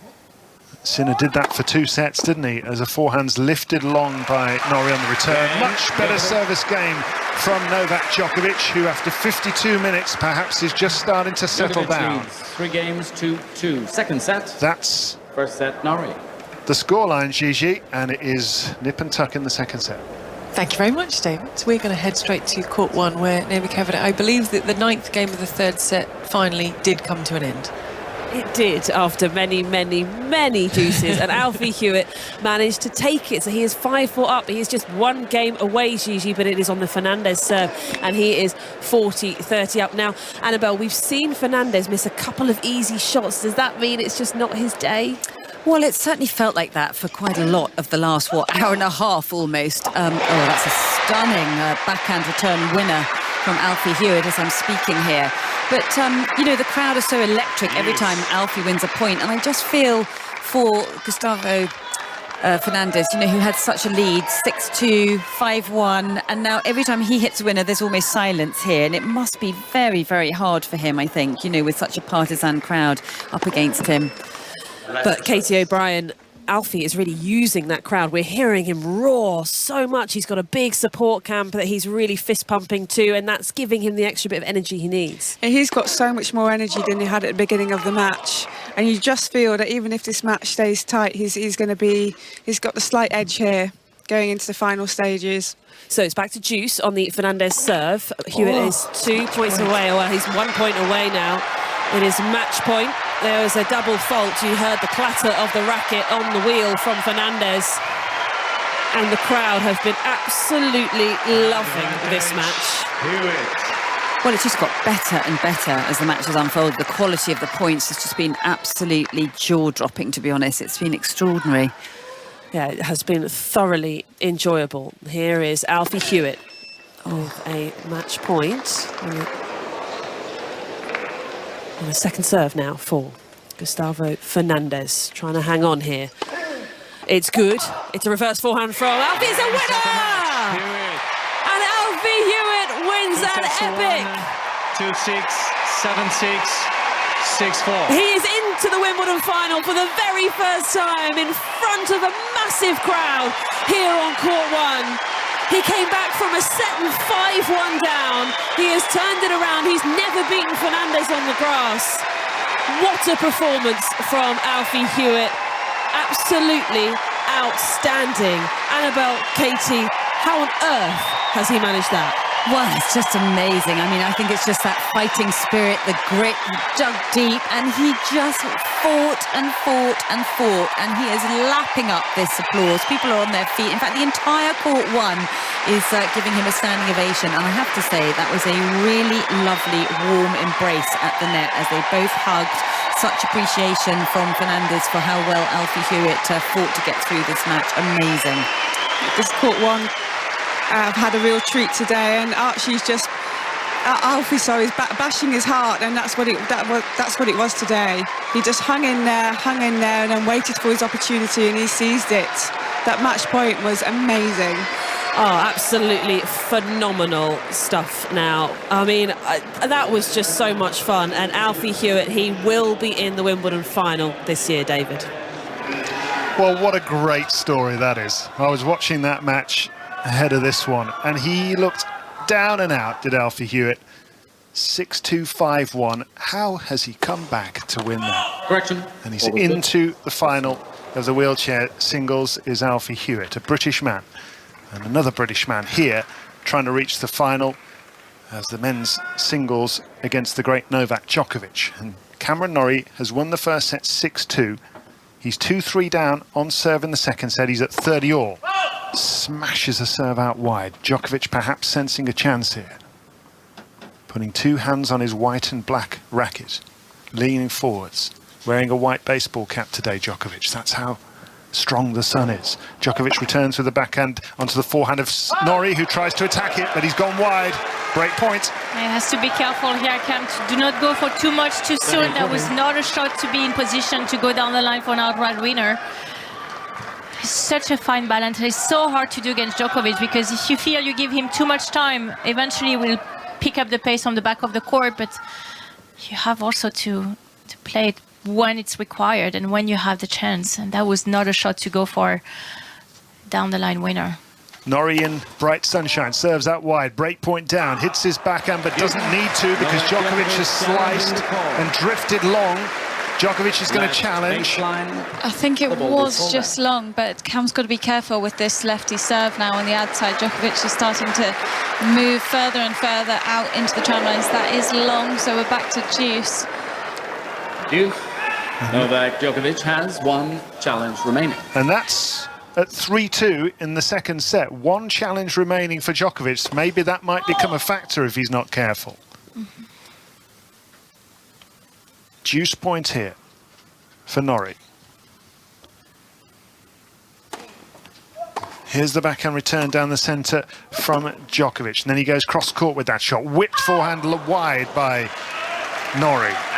Just the errors that Cam's made in this game. There was the overhead into the net, two forehands now that have drifted wide, and he's just lost a bit of his rhythm. I think he's starting to overthink what's happening over the other side of the court, where Djokovic is now making a couple more returns and finding his feet. And for Cam, he's just got to stay calm here. I mean, it's only 3-2 in the second. We've got a lot of tennis still to play. Yeah, Djokovic is a veteran, more than 1,200 matches in his career as he hits his forehand cross-court, but he's netted. That's another surprise from the game of Novak Djokovic. It was a good, low, skidding approach from Norrie, but still, Marion, you don't expect Djokovic to net that, do you? One, David, but also I don't expect Novak to go constantly for a return slice on the lefty serve. You would expect him to hit it two-handed backhand normal. Another big serve by Norrie gets him to advantage. When Rafa has that sort of lefty slide that goes to his backhand, he's able to get it with two hands and just rip the ball. I'm not sure how much sort of, once again, the stress and the nerves make him read the ball a little late. Djokovic searching for his game at the moment, hitting his backhand cross-court, his game point down. Norrie trying to level up at 3 games all in the second set. He's a set to love ahead, hits his backhand chip down the line. Djokovic hits his chip and thinks about coming in, but goes long, and then looks up at Goran Ivanisevic, his coach, in the box, and he's wondering, where's my game? 3 games all.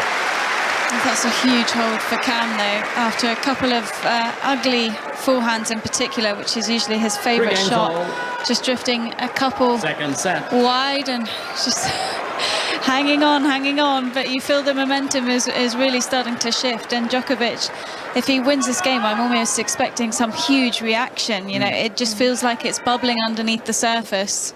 It must be so hard to contain your emotions, and you know that you probably need to some degree against this. Yes and no, because I think he has to get it out of his chest if he wants to get going. Forehand down the line by Djokovic. Norrie reaches it. Oh, what a great passing shot. And an absolutely genius half-volley pick-up by Novak Djokovic. Just drops over the net for a clean winner.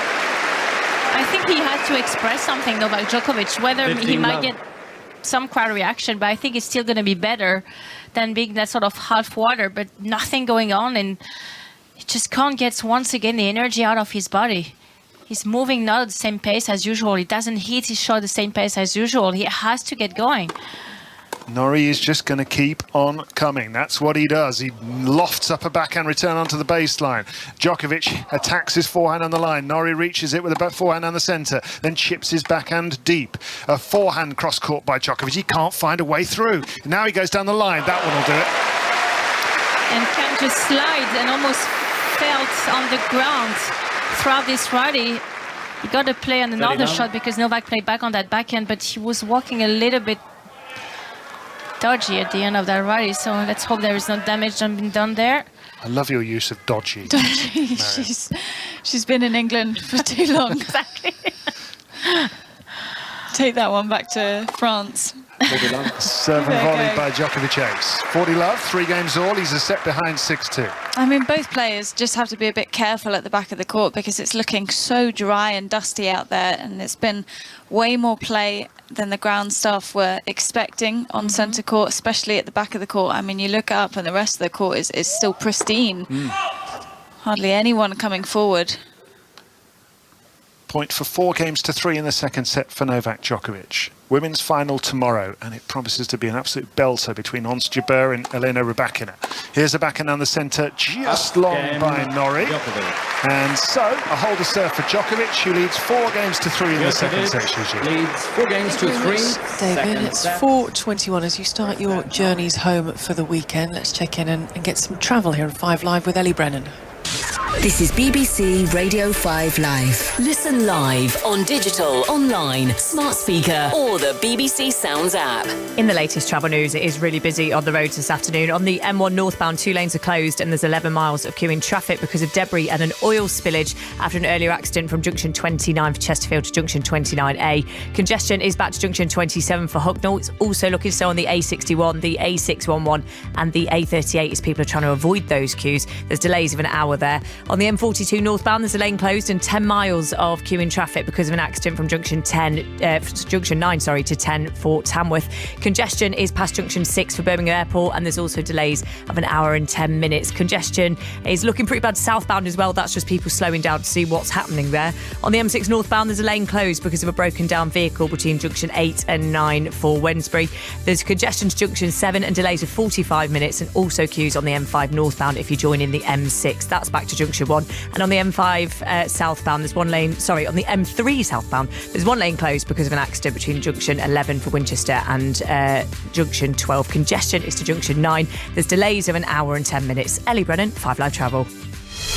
Wimbledon 2022 with Gigi Salmon and Tony Livesey on BBC Radio 5 Live.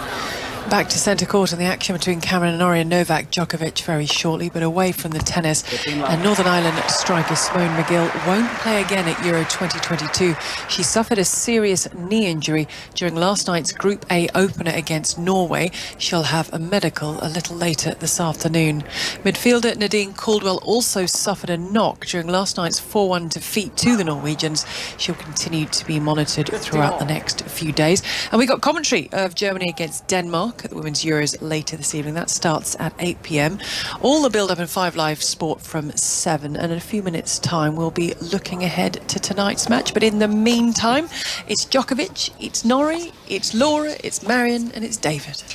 And it's 1-0 for Norrie, and now he hits a lovely backhand on the line, and then a backhand volley cross court. As he missed it, he has. That was an absolute sitter. Djokovic was way out of court. And I don't know what happened, but that could be expensive. Well, it's a bit like the smasher mistake in the previous game of Cam's serve. It was the 15-all point, had an easy ball to put away. It's just starting to overthink where to go with it. And you could almost see him just hold his racket head for a second too long. Suddenly he's 15-30 down. It should be 30-15, but a lovely forehand cross-court from Norrie. Now a drop shot. Djokovic comes in. Backhand on the line. Backhand volley netted by Norrie. Again, just letting the ball drop too much before he gets on top of the ball, and it just gives Djokovic that extra half a second, 1 second to get himself back in the point, and then for Cam to go for the drop shot when Djokovic is already mostly back in position, and then it's just an easy move forward for him. It's been building. And now 2 break points. Novak Djokovic at 15-40 on the Norrie serve. Hits his backhand return into the corner. Norrie digs it out. Forehand whip cross court by Djokovic. Backhand cross court. Norrie trying to fend him off. He swipes at a forehand that lands inside the baseline. Then goes down the line, but that's long. Djokovic clenches his right fist. Finally he breaks through. Well, you could just see it coming. I mean, just had signs game after game after game, and Cam did so well to hold until 4-3, but then that backhand volley is so hard to recover after such a huge miss. When you come towards the backhand of a set and you play Novak, that's just a message you're sending across that you're nervous, and you know, obviously Novak is going to feed on that, and also his box now starting to get animated, lifting his up as well. It's just the whole momentum is starting to switch, and it's hard for Cam. It's hard, all right. He's playing one of the all-time greats here, is Cameron Norrie, on Wimbledon centre court, a man who has won this title 6 times and has won the last 3 editions. But Norrie is a set up, 6-2. He's 5-3 down in the second set. Djokovic smacks his serve down the centre, keeping his composure. It was a mini celebration. No great roar, just a clench of the fist to acknowledge that he'd finally made a mark. That is long, though, that serve. Well, that's when Cam really has to bounce back straight away, and had a very short memory, forget what happened, and just get onto that game, try to break back Novak, tries again to send a message. It's very much still in that set. You can sense Novak is not perfectly on sync with his game, to say the least, so there is a lot of things that can be done here. Forehand return, chip back by Norrie, forehand cross-court by Djokovic. Norrie slices another backhand and floats down the line. Drop shot, Djokovic netted, and then he stares up at Goran Ivanisevic as if it's his fault. Well, it was another great forehand block return from Cam, deep in the court, nice and high over the net as well, and it's just giving himself a bit more time. And before that first point, he actually made Djokovic wait a few extra seconds before letting him serve. And maybe a couple of mind games here, but you've got to try absolutely everything. Laura Robson and Marion Bartley here with us on 5 Live.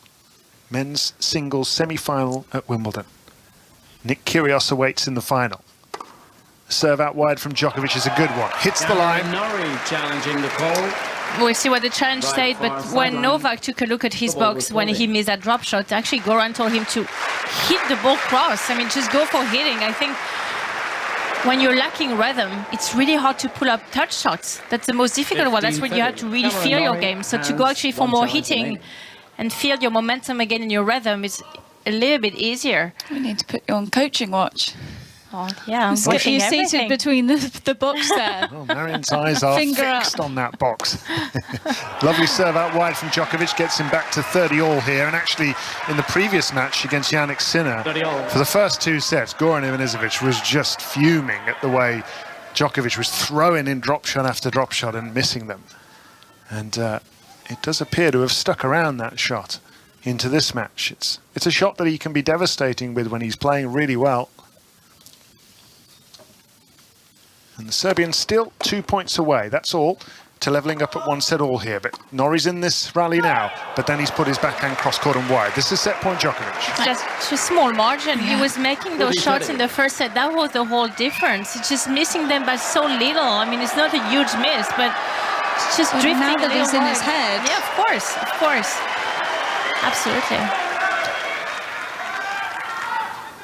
Set point for Novak Djokovic to level this semi-final at 1 set all.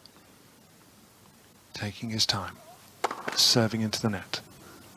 15,000 pairs of eyes staring at him. At the other end, Cameron Norrie dances on his toes, trying to put behind him that 15-30 point when he buried a backhand into the tram lines, which he would have made in his sleep in a practice session. Here's a forehand cross-court by Djokovic that is hit down the centre by Norrie. Now Norrie whips his forehand in the line. He's set point down here. He smashes another forehand down the centre, but Djokovic reaches it with the backhand. Djokovic now goes down the line, side to side. He's pushing Norrie, but Norrie's staying in the rally. Norrie hits another backhand carefully down the centre. It's like a training rally, this one. Now he attacks Norrie, but he misses. And second serve. Djokovic. 6 games to 3. So, 1 set all. A best of 3 set match now between these 2 players, Gigi, as Novak Djokovic wins the second set by 6 games to 3. Thank you, David. It is set up very nicely here on centre court, remembering that Nick Kyrgios awaits the winner in Sunday's final. So back to centre court very shortly, but now at the time 4:30 on this Friday afternoon, let's get some news with Matthew Bone. Listen on BBC Sounds. This is BBC Radio 5 Live. Thanks, Gigi. In the last half hour, Rishi Sunak has become the latest Conservative MP to announce a leadership bid. Tom Tugendhat and Suella Braverman have already launched their own leadership campaigns following the resignation of Boris Johnson. The former Health Secretary Jeremy Hunt is also expected to stand in the next few days. The Labour leader Sir Keir Starmer has welcomed the decision of Durham Police to clear him and his deputy Angela Rayner of breaking COVID rules in April last year. Officers were investigating an event during election campaigning when Sir Keir was pictured drinking a bottle of beer in the office of another Labour MP. A new commissioner of the Metropolitan Police has been announced. Sir Mark Rowley, a former head of UK counter-terrorism policing, has been appointed to replace Cressida Dick, who stood down in April. And several men have been convicted of a string of offences, including a raid at the home of the ex-footballer Ashley Cole. He and his partner were bound by cable ties when they were robbed in January 2020. BBC 5 Live. The voice of sport. From the first serve to game, set and match. It's time to take you behind the scenes and to the heart of SW19. A very good afternoon from Centre Court. I'm Jonathan Overend, and throughout the championships, the Wimbledon Daily Podcast will bring you reaction to the biggest stories from the day's play. The atmosphere here will be loud. She smashes it away to win! We'll capture just what makes Wimbledon Wimbledon. The Wimbledon Daily Podcast. Listen on BBC Sounds. Wimbledon 2022 with Gigi Salmon and Tony Livesey on BBC Radio 5 Live. News today of a breakthrough to a final. Alfie Hewitt, in 3 hours and 2 minutes, reaches his first Wimbledon final, coming through against Gustavo Fernandez. In that final, he'll face the world number one and the Olympic champion Shingo Kunieda, who's also never won Wimbledon. So we are going to have a new winner in the gentlemen's singles wheelchair competition. It's a set-apiece. Cameron Norrie, Novak Djokovic back on centre court very shortly. But the women's Euros continue this afternoon. Today is the turn of Group B. Pien Meulenstein is going to be watching Spain against Finland for us. Pien, lovely to have you with us. And it's interesting, listen to what's coming out of the Spanish camp, who are saying that despite the injuries that they've got, they are not going to change their style of play when they face Finland today.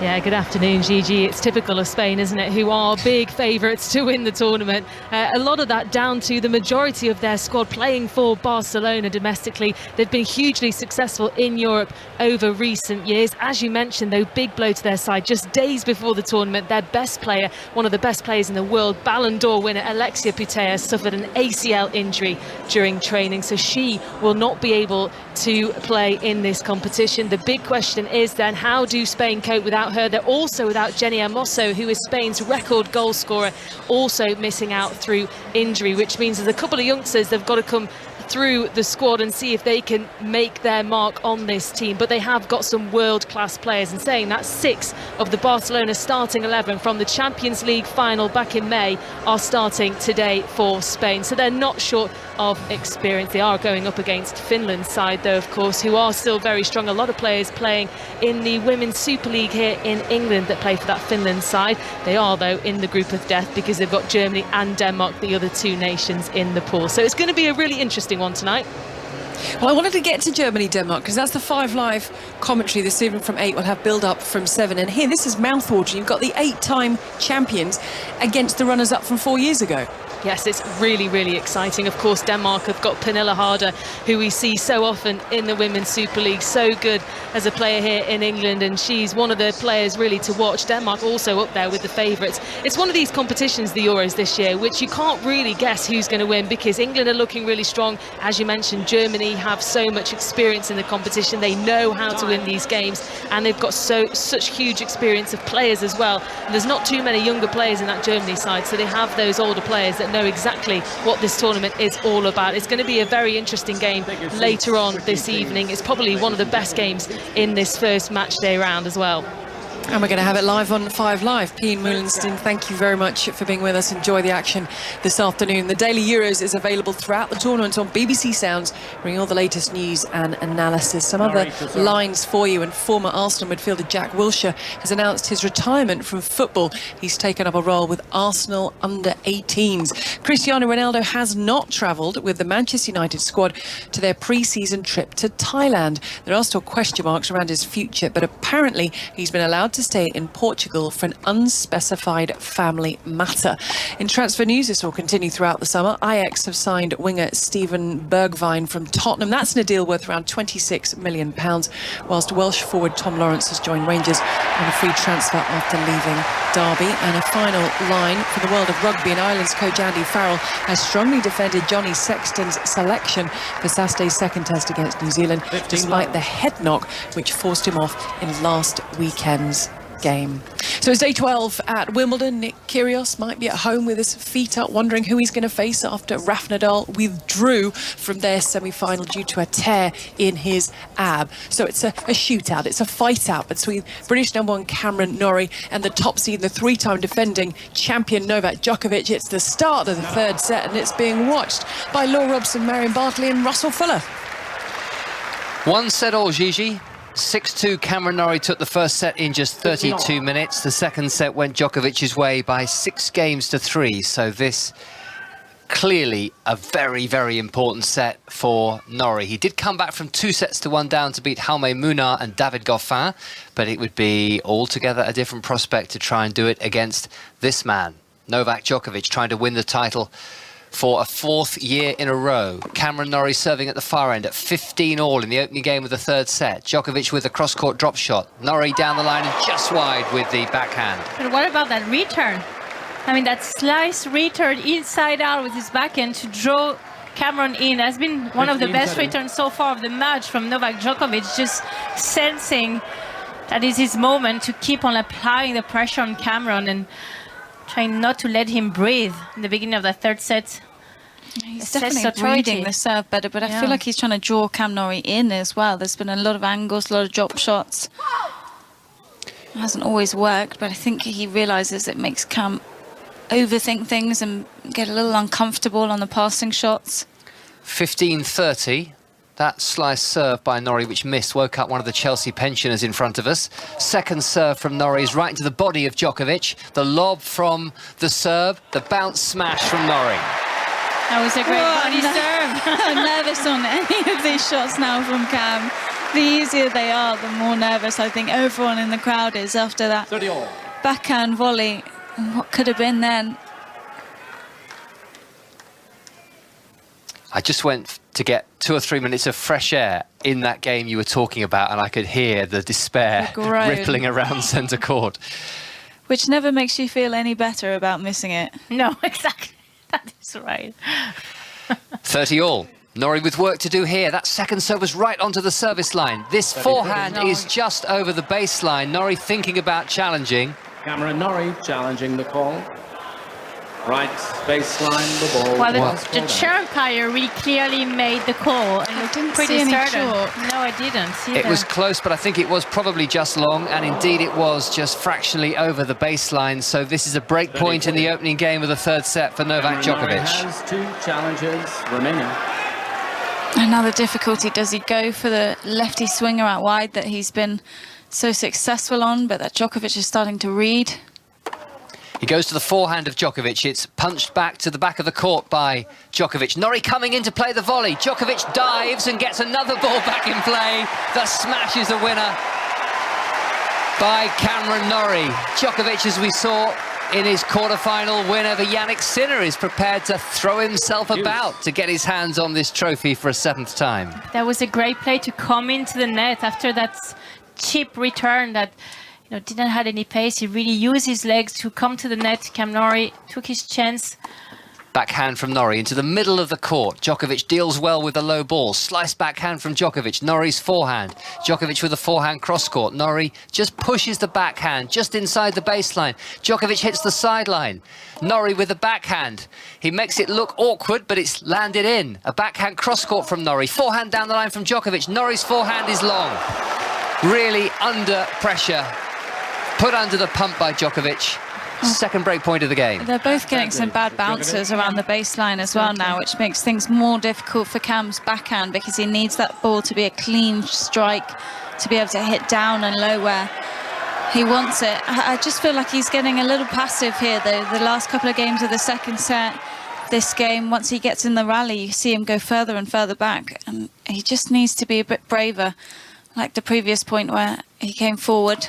Break point number 2. Excellent serve by Norrie. The high return from Djokovic lands just in. Down the line with a forehand. Norrie was always going to be a winner, but Djokovic's feet went from under him, and he's flat on his stomach behind the baseline in front of those in the royal box until he carefully picks himself up, and absolutely no harm done, rather than a nasty shock to the system.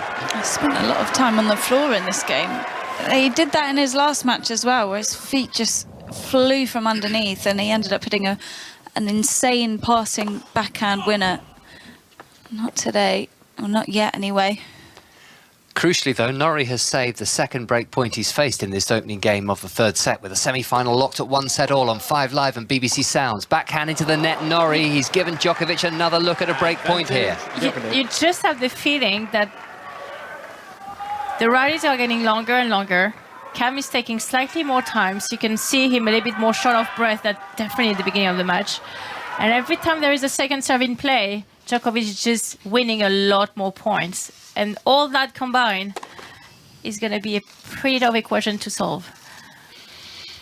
Third break point for Djokovic. First serve into the net by Norrie.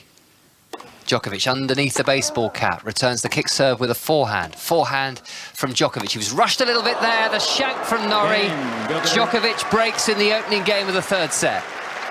He's like talking to his cam. I can't get a good bounce. I can't hit the right shot, but the most important, especially on grass, is you get them inside the court, because your opponent can even get the worst bounce that you just had and make an unforced error. It's exactly what Cam did. Novak didn't have a clean hit whatsoever, but got into the court, and it was just awkward from Cam and Norrie to just had the ball into his racket. It was just bouncing everywhere. Ended up shaking that last forehand. Just the difference that a first serve makes for Cam, though, just with his intensity around the ball. His first serve percentage is just over 60% at the moment. The highest it's been all tournament has been 66%. That was against Andujar. What feels like a long time ago now. Yes. But the difference in his play when he's able to get that first one in is huge, and then he's not on the back foot. The problem is when you know you're playing against one of the best returner in the game, you absolutely know you have to make the first serve, and the more you're telling yourself this, actually the more you're going to miss, because it creates just a little extra tension that you don't need into your body. And that's why often you can put up a performance against someone lower ranked, but it's another story to put the exact same one against one of the top player in the history of the game.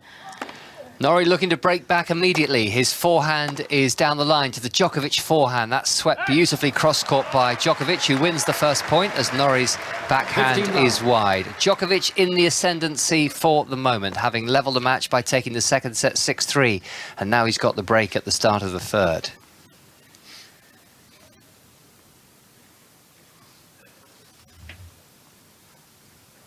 Still perfect blue skies above the All England club in the centre court, just along with the return Norrie.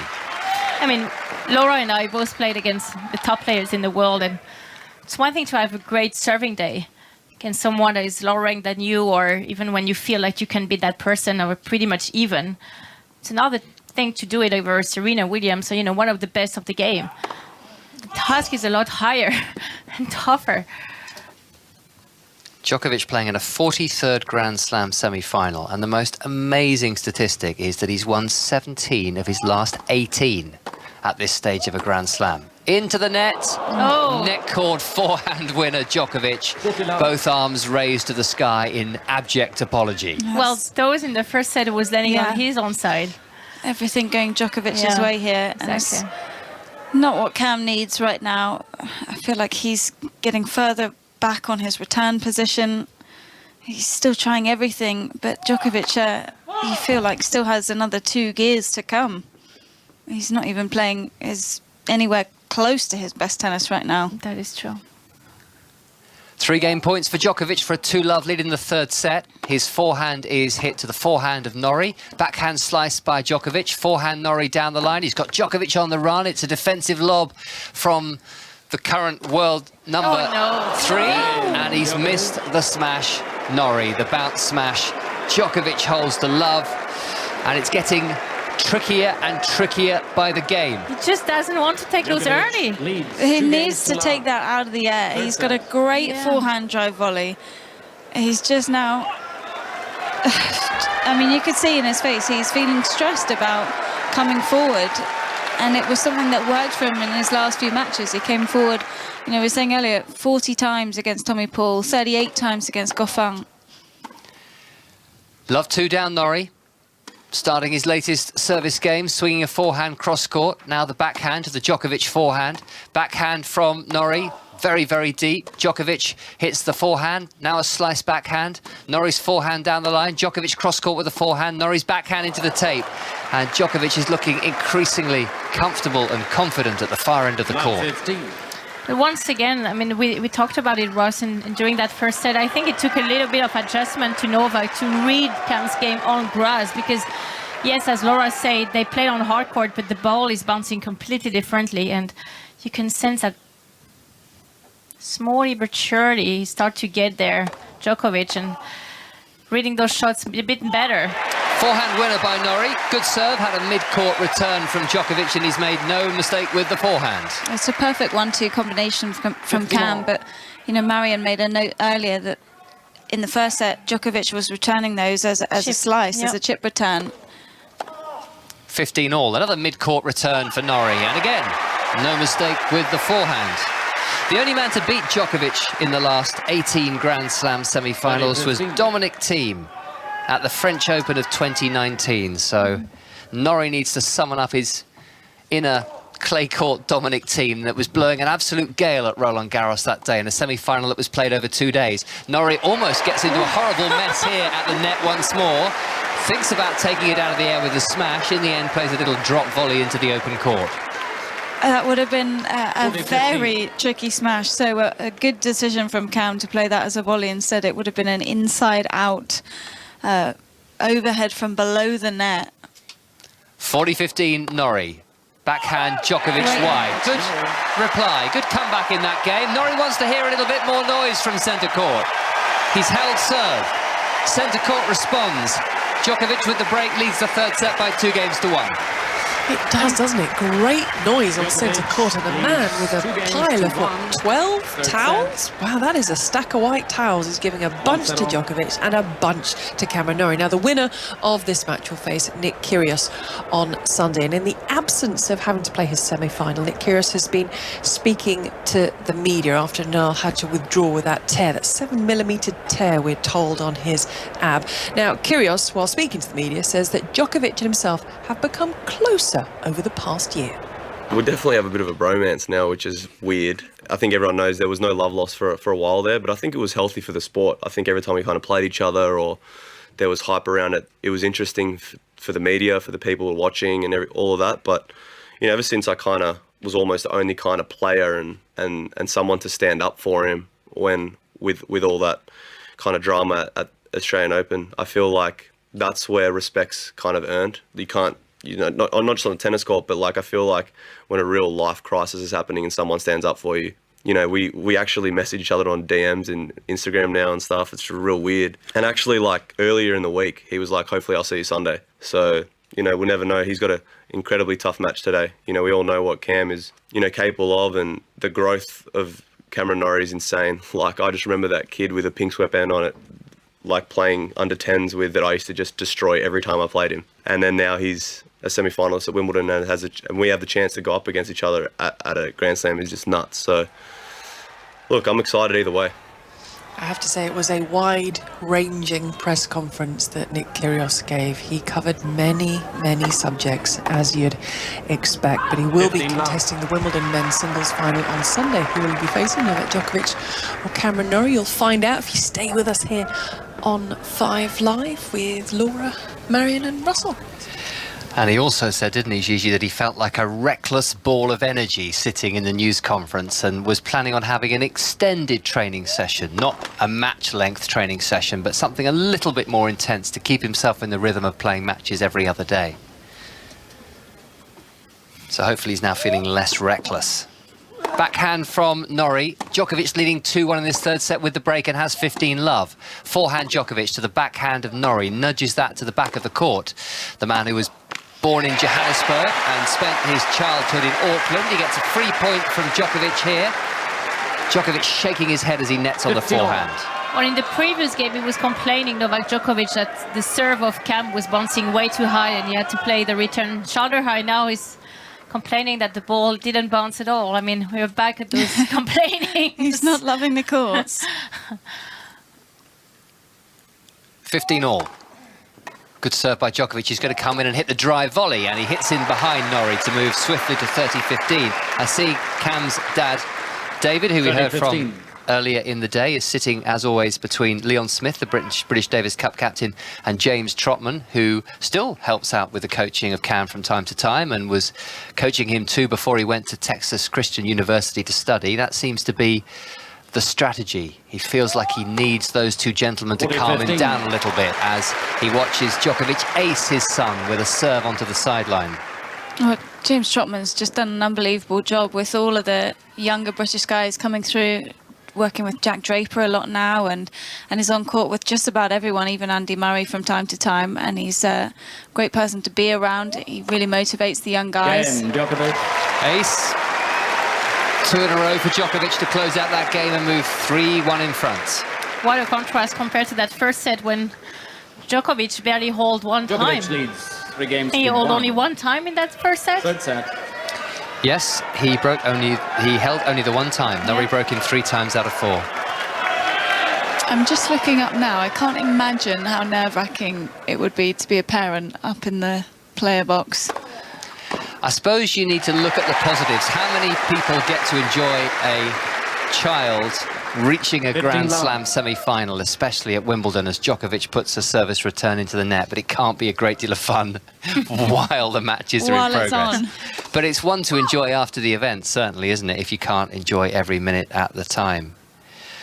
Lots of famous people watching on from the Royal Box as well. That must give you a bit of buzz to see these people here to watch your son. Miscued forehand from Norrie. We said Sir Alex Ferguson was here. Pat Cash in the Royal Box today. Melinda Gates. The actor Rami Malek. Sam Mendes, the director. The BBC's Clive Myrie. Alok Sharma MP. Is he running? We'll find out. Jonathan Van Tam, the former Deputy Chief Medical Officer for England. And the chef Marcus Waring. Forehand return from Djokovic, forehand Nadal, backhand from Djokovic to the forehand of Nadal, I said, didn't I? I meant Norrie. Nadal could not be here today because of a torn stomach muscle. Forehand from Djokovic, stepping it up in this rally now. He's got a mid-court ball, Djokovic. He hits it down the line. He'll make the backhand volley. Cam would appreciate the Nadal comparison though. He'll take it. 15 Djokovic just coming forward a lot more now, and he's adding some extra pace on his ground stroke so that Cam can't quite lean into the backhand in the same way that he was in the first set, obviously cutting down massively on the unforced errors as well, which isn't helping. 15:30, 1-3, an hour and 34 minutes played. It really feels like it's slipping away from Norrie at the moment. Slider is still working, he has to go for it a little bit more. Good enough to win in the point. If he hangs on to his serve here, as long as he can just stay within one break of serve of Djokovic in this third set, then all is still possible. I think that's the most frustrated that we've seen Djokovic all match. He really let loose on a scream there up at his player box. First song. I actually spent an hour and a half this morning with Melinda Gates. I will tell you more about it. You must certainly tell us more. I think for Novak, I wasn't sure where you were going with that. I didn't expect Melinda Gates. Oh, we'll see. You will see. But I think for Novak, he almost has to let it out because he has been really holding everything in, and I think by letting it out, he can find a little bit more freedom to hit his shots and feel slightly more relaxed because he has been a 10 so far. 30-all, big point, second serve Norrie, cross-court he goes. Djokovic slips slightly as he hits the forehand, but he's back on his feet very, very quickly. Forehand Djokovic, the off forehand, onto the baseline. Now the backhand from Djokovic to the forehand of Norrie, who nets. Just at this extra pace that he was not getting from the shots in the ground strokes in the first set, Novak Djokovic, he couldn't hit really much love space. He was just trying not to miss, but now he's just starting to find his groove and adding that extra injection of pace. And Mexicans just retrieve back, and losing more grounds as the rally goes on.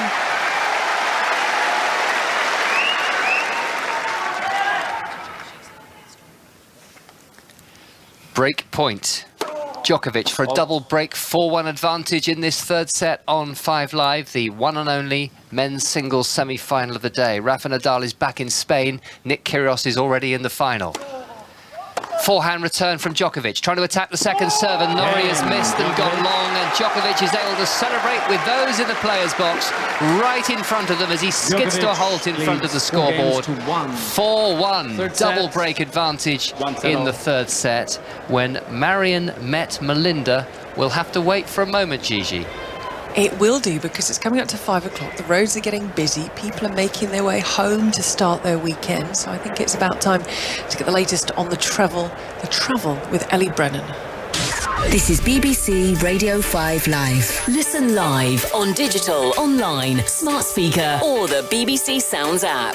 In the latest travel news, there are a few big problems this afternoon on the roads. On the M1 northbound, 2 lanes are closed and there's 11 miles of queue in traffic because of debris and an oil spillage.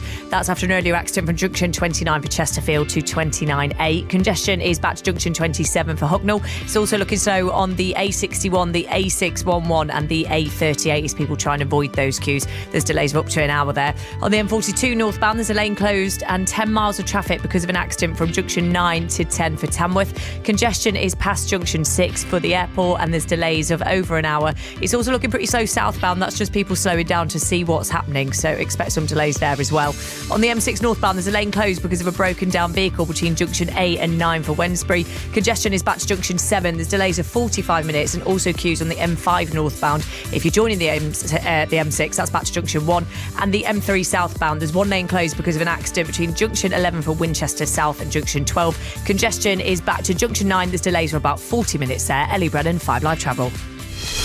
Wimbledon 2022 with Gigi Salmon and Tony Livesey on BBC Radio 5 Live.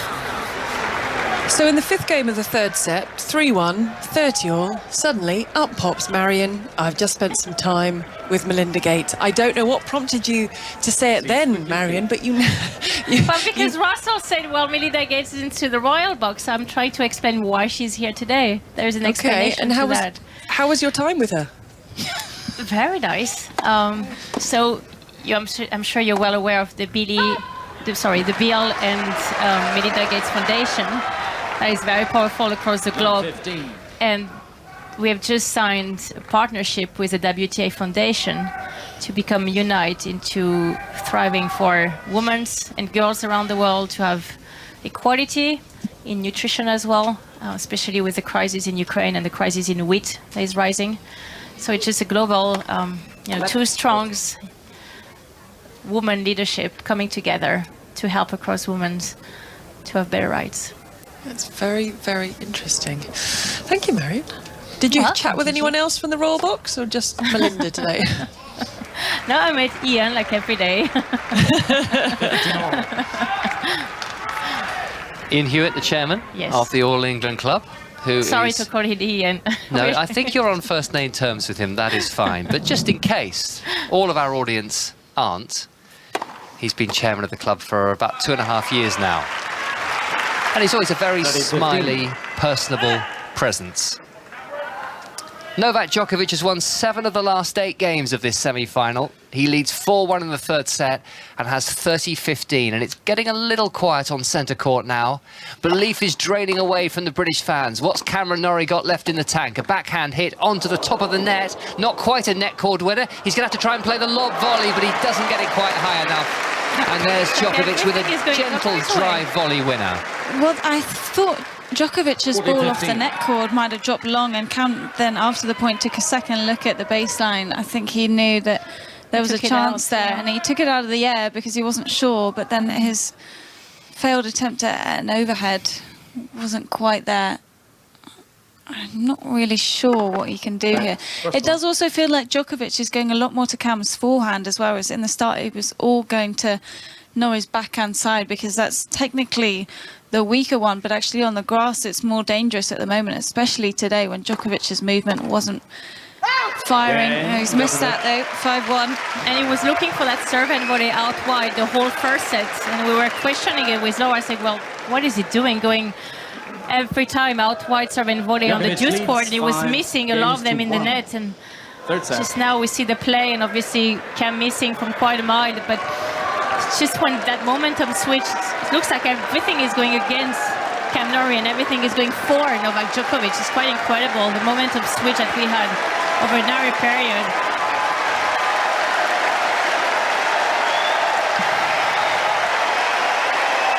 There we go, get behind him.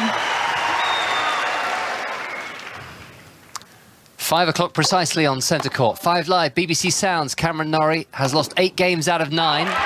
He's won 5 down in the third set, but he did win the first set by 6 games to 2, so he can lose this set and keep his Wimbledon dream alive. Serving to stay in the set. Djokovic goes long with the forehand. Norrie to 15 love, quickly into his service action again.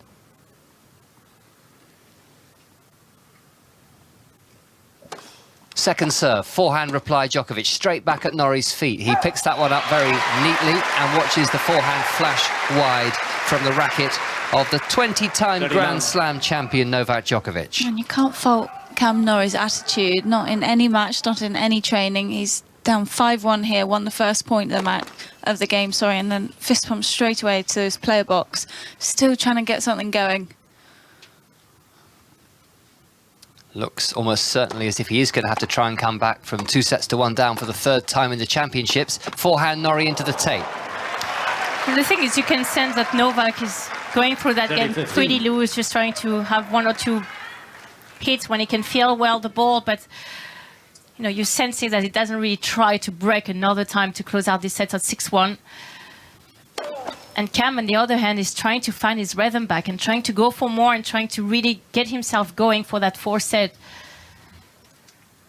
30-15, Norrie's second serve. Forehand. Just the forehand doesn't not work good anymore. Straight into the base of the net. 30-all.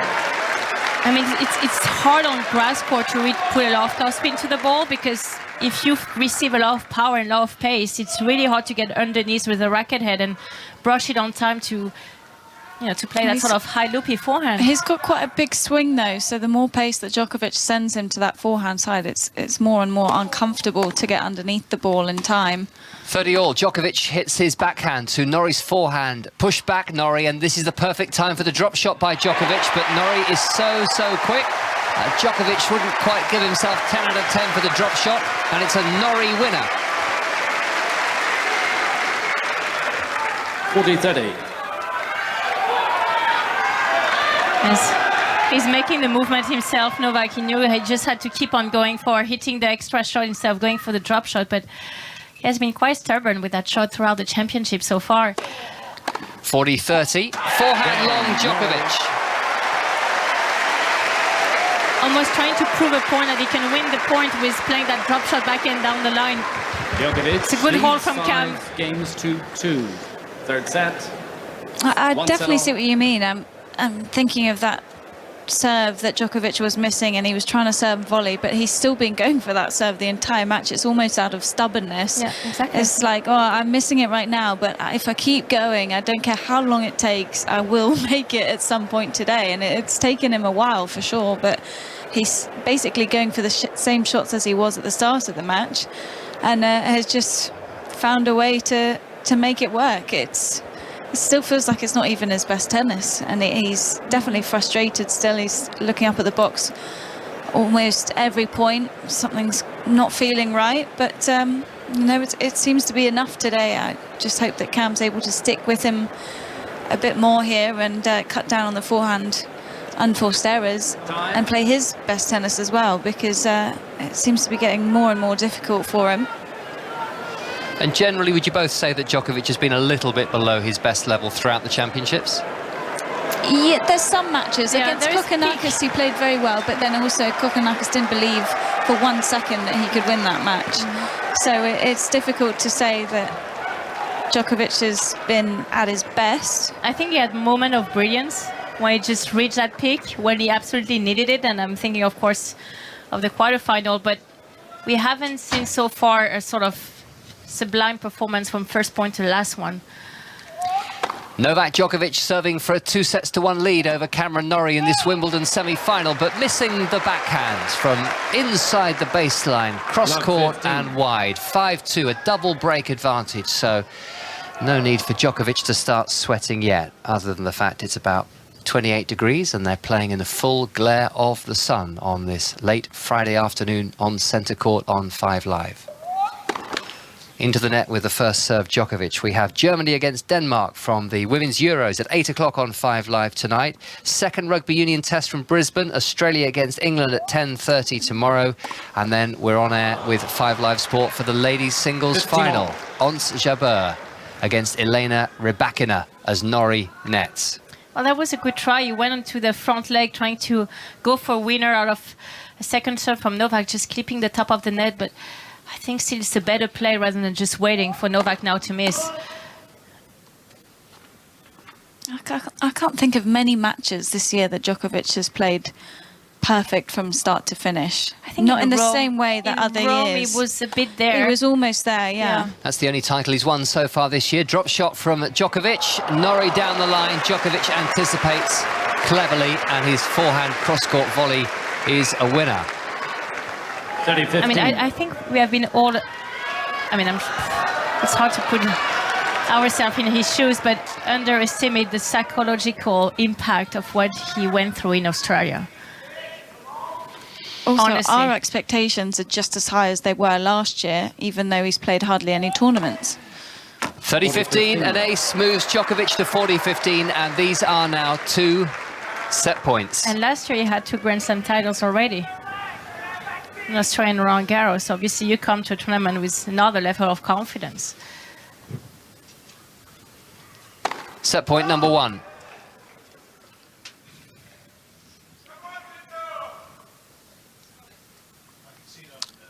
On a second serve. White baseball cap for Djokovic today in the hot sunshine. Norrie on the run into the net with the forehand. And that was a third set that, in all honesty, wasn't really a contest. After losing the first set by 6 games to 2, Djokovic has lost just 5 games since. Very much in control of this match for now. His lead, Gigi, is 2-1. And he's got to that stage in just an hour and 46 minutes. Back here at Wimbledon very shortly to see if Norrie can fight back in this semi-final. Nick Kyrgios awaiting the winner, but the time having just gone 5 o'clock, it's now 8 minutes past 5. Hear the news for you on 5 Live with Matthew Bone. Listen on BBC Sounds. This is BBC Radio 5 Live. Thanks, Yuji. The Labour leader, Sir Keir Starmer, has insisted that integrity matters after he and his deputy, Angela Rayner, were cleared by police in Durham of breaking COVID rules. Both promised to resign if they were fined for attending an event in the city last year in the run-up to the Hartlepool by-election. Detectives decided it was reasonably necessary for work. In the past hour, Rishi Sunak has announced he's running to replace Boris Johnson as Conservative leader. 2 other Tory MPs, Tom Tugendhat and Suella Braverman, have already confirmed they'll enter the leadership race. The Queen has sent a message of condolence to the Emperor of Japan after the country's former Prime Minister Shinzo Abe was assassinated. Police in the city of Nara say the suspect built a homemade gun to shoot the 67-year-old who was attacked on a street corner while making a campaign speech this morning. And Sir Mark Rowley has been named as the new Metropolitan Police Commissioner. He takes over from Dame Cressida Dick, who stood down earlier this year after a series of scandals, including a heavy-handed response to protests against the murder of Sarah Everard. Wimbledon 2022 with Gigi Salmon and Tony Livesey on BBC Radio 5 Live. Back shortly to the action on centre court. Novak Djokovic leads British number 1 Cam Norrie by 2-1. 1 hour 46 on the match clock, and Cam Norrie has just taken a comfort break. So we'll be back here very, very shortly. But earlier today, it was over on court 1. We did have a British winner when Alfie Hewitt made it into the Wimbledon wheelchair singles final for the first time. Now, Hewitt had to come from a set and 5-1 down against Gustavo Fernandez. He did it with the match clock ticking over to 3 hours and 2 minutes, and afterwards he spoke to Steve Brown.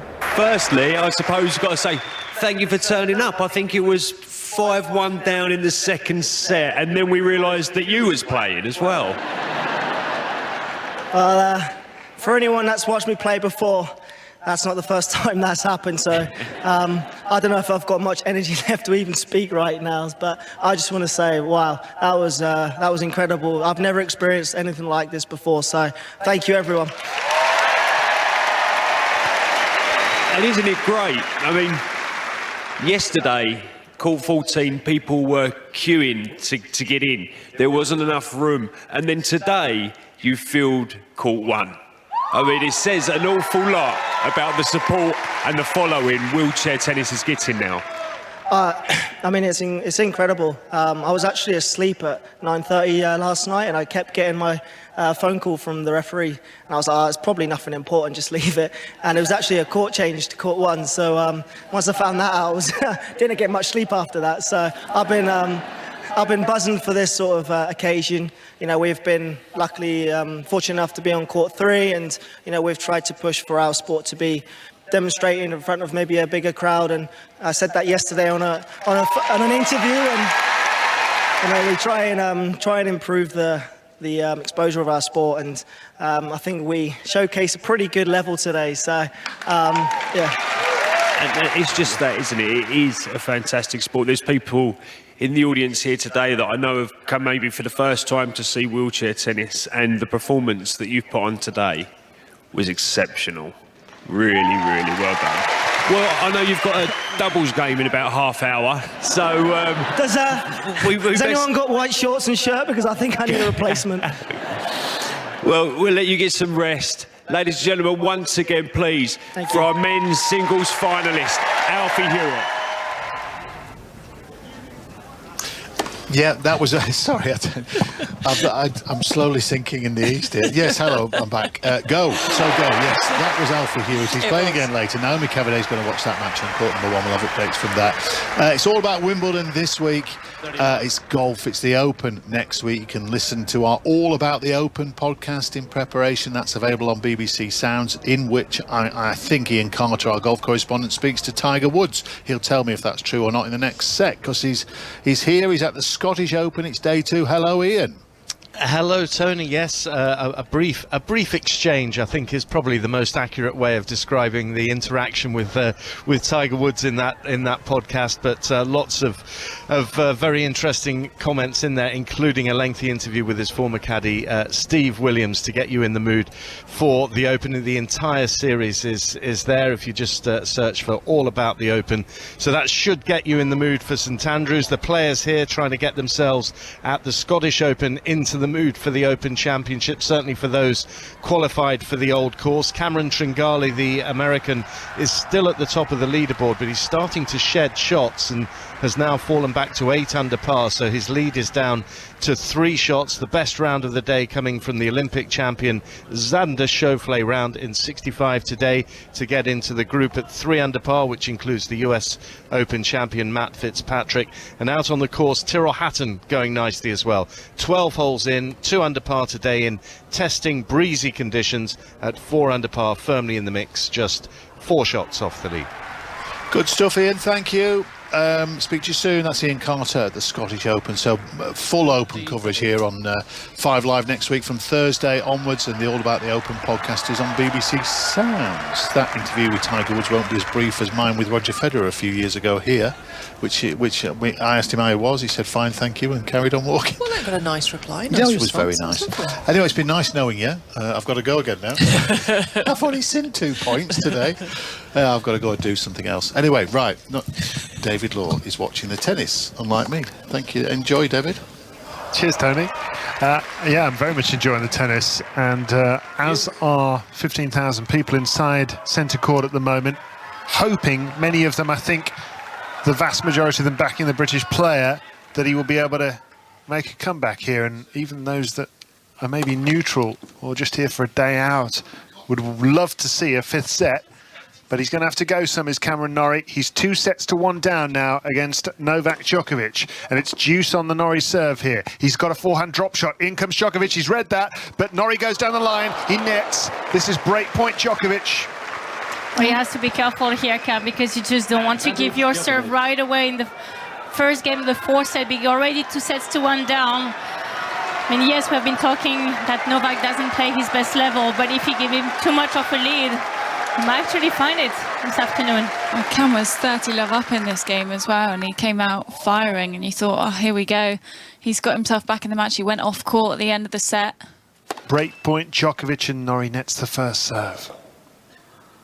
And Djokovic now moving to his left, making room perhaps for a forehand here as Djokovic now hits his forehand return indeed into the corner, pinpoint accuracy. Long goes Norrie, he's broken. And he shakes his head, he can't believe it. Well, from 30 love, it was just a strange couple of points, and Djokovic again drawing him in with a couple of drop shots, and Cam showing some frustration here for the first time really in this match. He's been relentlessly positive, but I think he would be annoyed at the break of serve there at the beginning of the fourth. I mean, just not at his best tennis, and slightly hitting panic mode almost, because Djokovic seems to be everywhere right now, and it's just more and more pressure on Cam's serve. The first serve percentage continues to drop, and the second serve is feeling it. I just think that once again, I find it always extraordinary how sort of the psychological part of a match plays a huge part into the outcome, because it was a second serve, it was break point, and Djokovic sort of all of a sudden looked eager to just capitalize, take the break, he take more risk on the return, got the edge of the line, and got the mistake from Norrie. He would have not made that play during that first set when he was just so passive on the return. And right center service line, the ball was called out. We'll see how the call is, and just having Cam doing a lot more, being a lot more aggressive, and it's incredible how much that has switched. It's 2-1 for Novak Djokovic. 2-6, he lost the first set. He won the next 2-6, 3-6, 2. He's 1 love up with a break here. Norrie needs something. Off the top of the net goes his backhand. He's chasing down a drop shot. He gets it up in the air, but Djokovic pops it over with a backhand high cushioned volley. I almost say to his coach, you see, I got it this time. I got a drop shot with my backhand and I won the point. Oh, it was such a smart serve, high up over Cam's shoulder to the backhand side, so he's having to hit that way higher than he wants to, and the only other option is to really move back way behind the baseline with the return position, which is not going to be ideal either. Crowd doing everything they can to lift Norrie when he switched ends just now. There's two guys almost where Cam is right now, so on the due side of the court. They're 3 rows back. I think they're friends. One is a very loud Djokovic supporter, and the other one is in a Team GB shirt, standing up after every point Cam wins. I'm not sure if they'll be friends by the end of the day.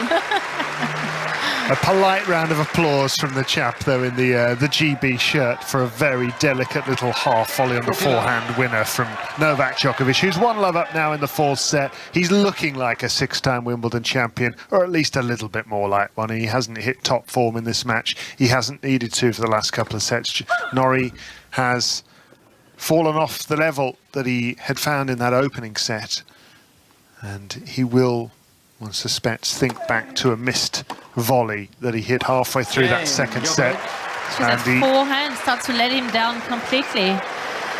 I think a lot of it is because Djokovic is making so many more balls than he was, and so Cam's just not feeling that he's getting any unforced errors here, so he's going for too much when he does have chances, and it's the pressure just continuing to build. But I feel like he can still get something going here.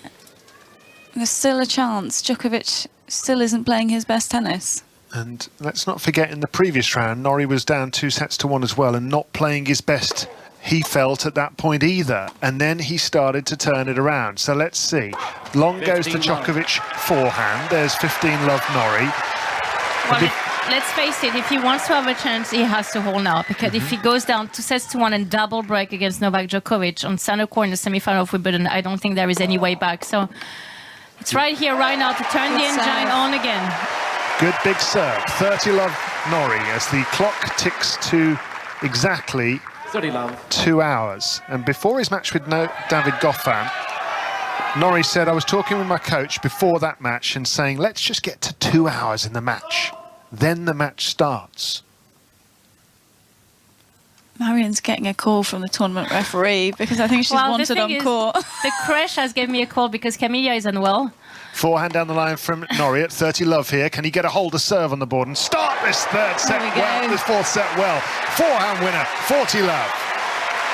I'm getting a call from the crash to say my daughter isn't well. I'm getting a call from the referees to maybe drag me on the court, and I still have to focus on commentating that match. So I think the juggling of my I can also see your partner in Novak Djokovic's box. Exactly, So I and feel he like wants he's not to say it moving till the either. end.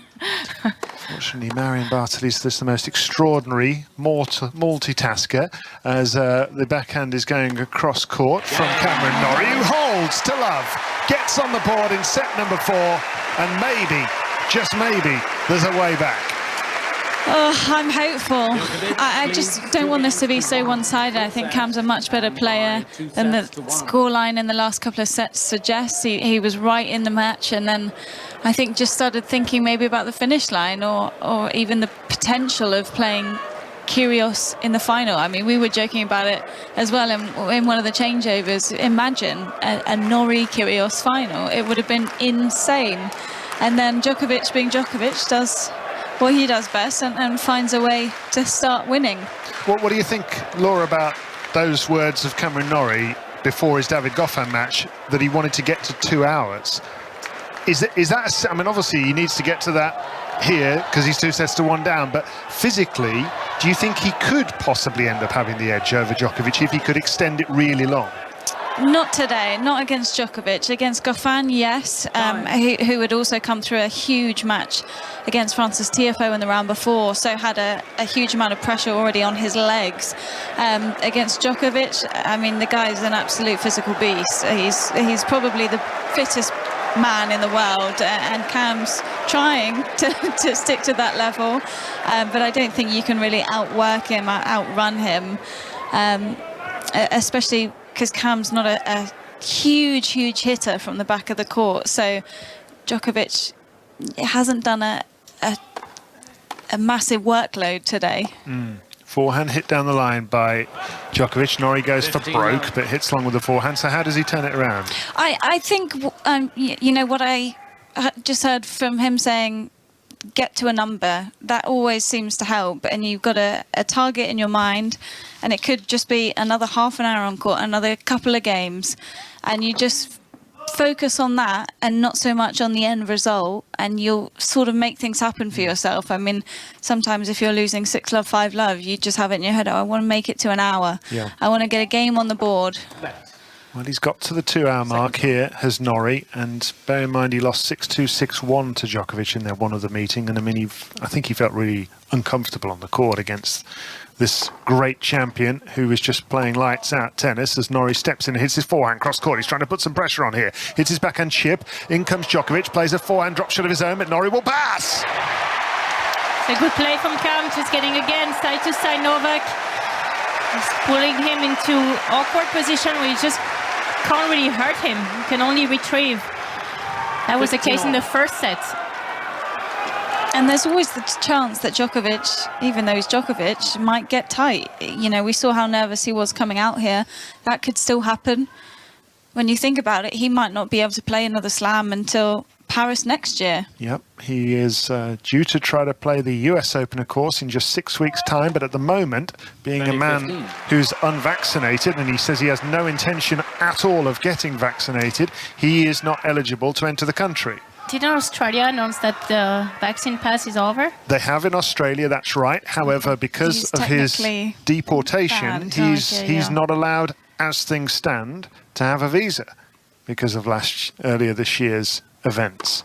Whether that changes between now and January, we'll find out. There's an ace down the centre for Djokovic, who's just dismissed that little bit of hope for the British crowd. 2-1, Djokovic leads. He was a set behind here. 6-2, he lost the first set. 2-1 up with a break in the fourth set, the one that he needs to win to get through to the final against Nick Kyrgios on Sunday. Good serve down the centre, Djokovic parried into the net on the forehand by Norrie. Djokovic leads 3-1. Fourth set. It's the voice of Fergus Murphy, the umpire from Ireland.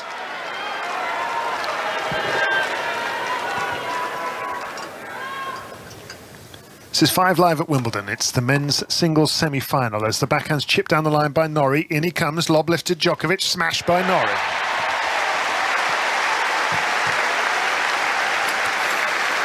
Build up to Germany against Denmark in the Women's Euros 2022. Starts at 7 o'clock tonight here on 5 Live. Kick-off at 8.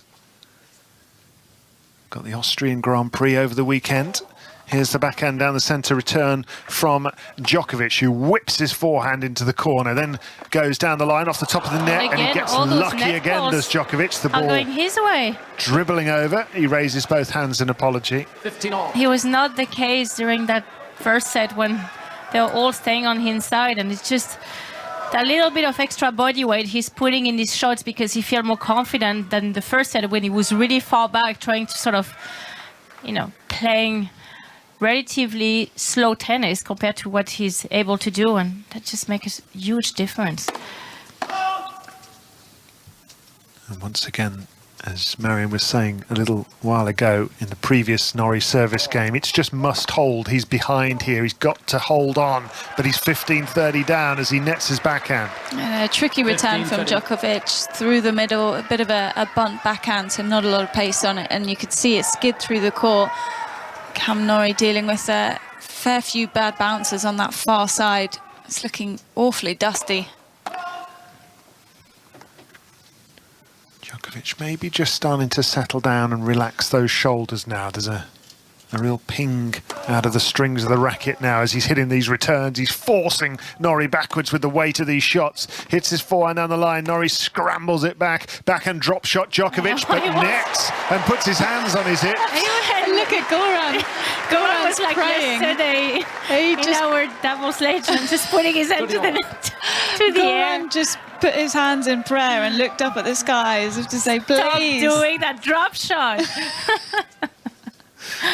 He's hitting the ball so cleanly suddenly from the baseline is Djokovic. And that could have been 15-40. Yeah. And who knows? Could end up being a big point. But his court position has switched completely from Novak. Yeah, he's much more closer to the baseline now, isn't he?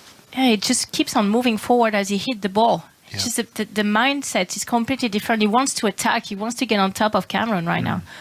Second serve, forehand return, cross court. What a return from Djokovic, but somehow scrambled back onto the baseline by Norrie, who turns the tables, comes in, plays a forehand volley, but Djokovic is going to get there. Forehand relax. Volley from Norrie is long, and he goes to get his towel. He buries his face in it. He's a break point down. That's a shame because it was a great move. He came forward, he cut the angle off on the volley, didn't quite play it as short as he wanted to, so the drop volley sat up a little for Djokovic to get there. And then Cam just picked the wrong side. He was covering the cross-court passing shot and ended up getting caught in the body. Break point Djokovic for what would surely be it.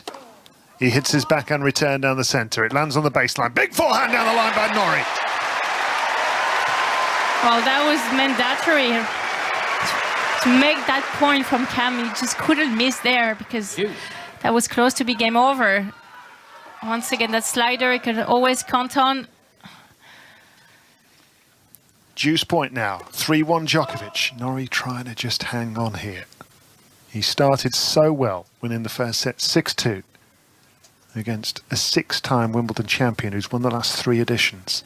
Djokovic hit back to win the next 2 sets, smacks his backhand down the centre, then lifts a forehand cross-court that Norrie meets with a backhand cross-court of his own. And that shot again is a forehand drop shot by Djokovic, and then a backhand volley. That's just too good.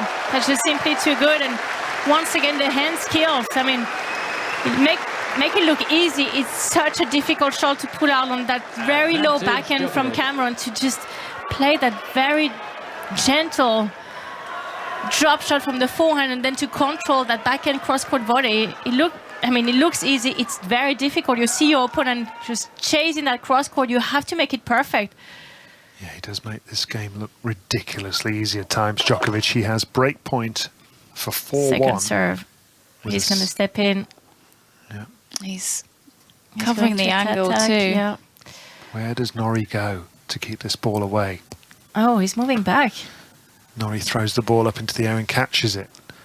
Second serve as he serves out wide onto the backhand. It's driven back cross-court by Djokovic, who wallops a forehand down the centre that lands inside the baseline. Now a chip down the centre by Djokovic. A forehand drive down the line by Norrie, who must win this point. Hits his big backhand on the line. Does Norrie. Steps in, and he will put this away. Well, he had a chance, Novak. It was a slow second serve. He just decided to step back all of a sudden and waited for the unforced errors from Cameron, but that didn't come. And he was brave enough to go with that backhand down the line to create the move on Novak to get him on the stretch. He was able to win the point at the end. That's brave tennis played right there. 2-1 Djokovic, 3-1 Djokovic, but here's Norrie holding him off if he can. He drop shots, in comes Djokovic, drop shots in kind. Norrie down the line, but wide. He tried to go for the outrageous winner around the net, and that's the tactic that works so well against Goffin, because Goffin, when he was moving forward, he didn't know what to do with it. But Djokovic, I mean, he's so good when he's pushed forward. And it's just enhanced skills. He's able to, you feel like he could go line there, he could go cross, he's not in any trouble, and he's got so much time on the ball. The pressure continuing to ramp up on Cameron Norrie, who's... Again, second serve. Break point down, 2-1 down, 3 games to 1 down. He serves onto the backhand of Djokovic, crashes his forehand on the line. Big shot from Norrie. He's got another one to hit. Down the other line. Scoop back by Djokovic. Swatted away by Norrie. He will not lie down. A man in the Team GB shirts on his feet. That was so brave again from Cam. Somehow coming up with an incredible third ball after what was a very slow second serve. Djokovic could have got on top of that return. It was a body serve. It was a little bit awkward to just really find the space to attack, and it was a very good tactical move from Cam to just jam Novak on the return. Because if you give him an angle when it's a slow second serve, he's going to rip that return. I feel like he needs to go body on the first, though, and just make the first serve. Laura Robson and Marion Bartley here with us on 5 Live, watching Cameron Norrie of Great Britain trying to reach the final of Wimbledon, holding Novak Djokovic at bay with a backhand cross court. It's a deuce point here. Down the line goes the backhand, but long by Norrie. It's another break point for Djokovic. Juchev has that sense that he's such on the break, and it takes just a little bit extra from Novak to make him just fall off the cliff. And for now, he has been able to just stay there. But for how long? I mean, he has to defend so many double break point down. A 4th break point in the game for Novak Djokovic to achieve a double breaker serve, but that's a fabulous serve that's hit the centre service line for an ace from Cameron Norrie. Well done. I mean, so much pressure on Cam's serve here. Can he win one of these deuce points? He winds up into the serve. He thuds it into the tape of the net and it dribbles over and goes wide. So another second serve for Djokovic to look at, who's edging closer to the baseline. Bathed in sunshine, he hits his forehand cross court and now will hit one down the line, but Norrie's there, hooks his forehand onto the line, does Norrie, then goes down the line, good shot from him, scooped back by Djokovic, backhand down the line by Norrie, and he's made it! He's going for that forehand down the line again. That was working tactically in the first set, couldn't really execute that shot over in the second, third, and now carrying into the fourth. But when he finds that shot down the line, either it's a backhand or forehand, that's really when he gets Novak stretched out. And then he has a chance to finish the point. If he holds this point, Norrie, this place will erupt. He's still a break of serve down as Norrie. Laura? Djokovic thinks it's in because he's annoyed that the outcall came. But I feel like that's definitely... Here's the replay, indeed it was in. So... First serve. They'll do it all over again. I like how you asked me. My eyes are horrific. 2-1 for Novak Djokovic here on 5 Live. Centre court, men's singles semi-final. Nick Kyrgios awaits in Sunday's final. 3-1 Djokovic leads in the 4th set, but advantage Norrie. He saved 4 break points in this game as Norrie with some fantastic shot making, keeping his head above water. As Novak Djokovic stares him down from just in front of us here on centre court. Forehand inside out, struck by Djokovic, by Norrie, lob lifted by Djokovic. It will bounce, and Norrie will put it away! And he thumps the air! At centre court on its feet!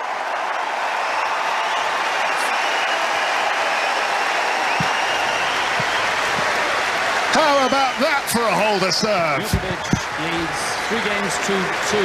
Fourth set, and by 2 sets to 1. Cameron Norrie told us, Gigi, he wants to get to 2 hours and then the match can begin.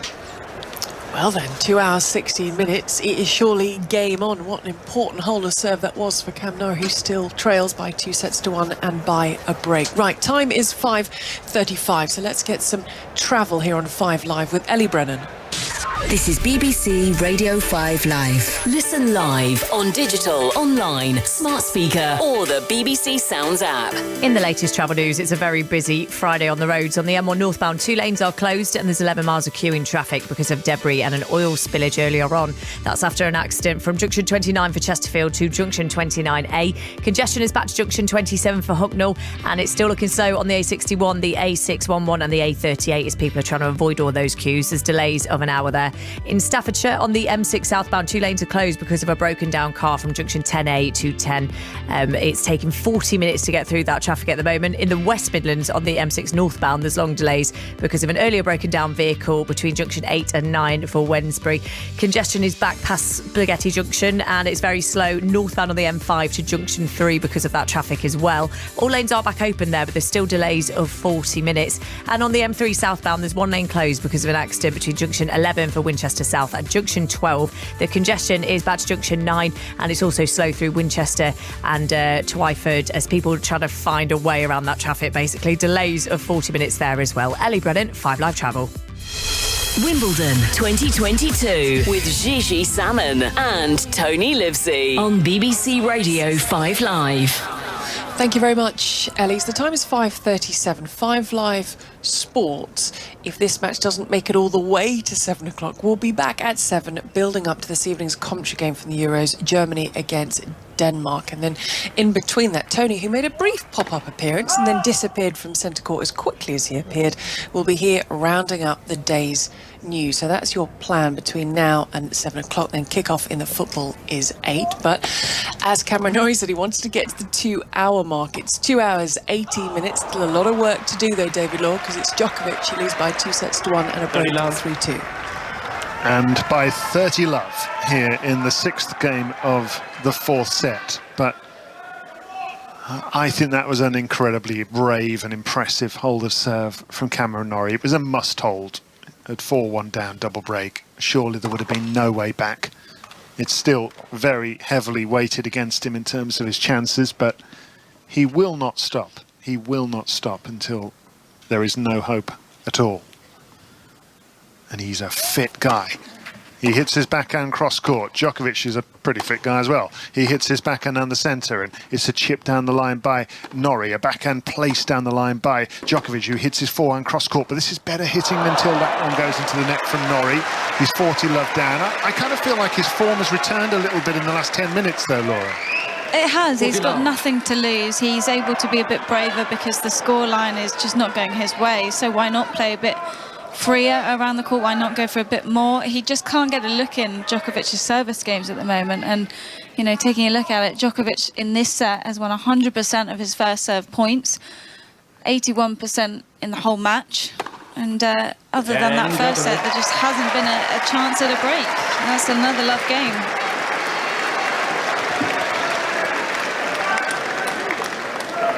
Djokovic leads 4 games to 2. 4th set. So Norrie has to keep holding, and somehow he has to find a breaker serve.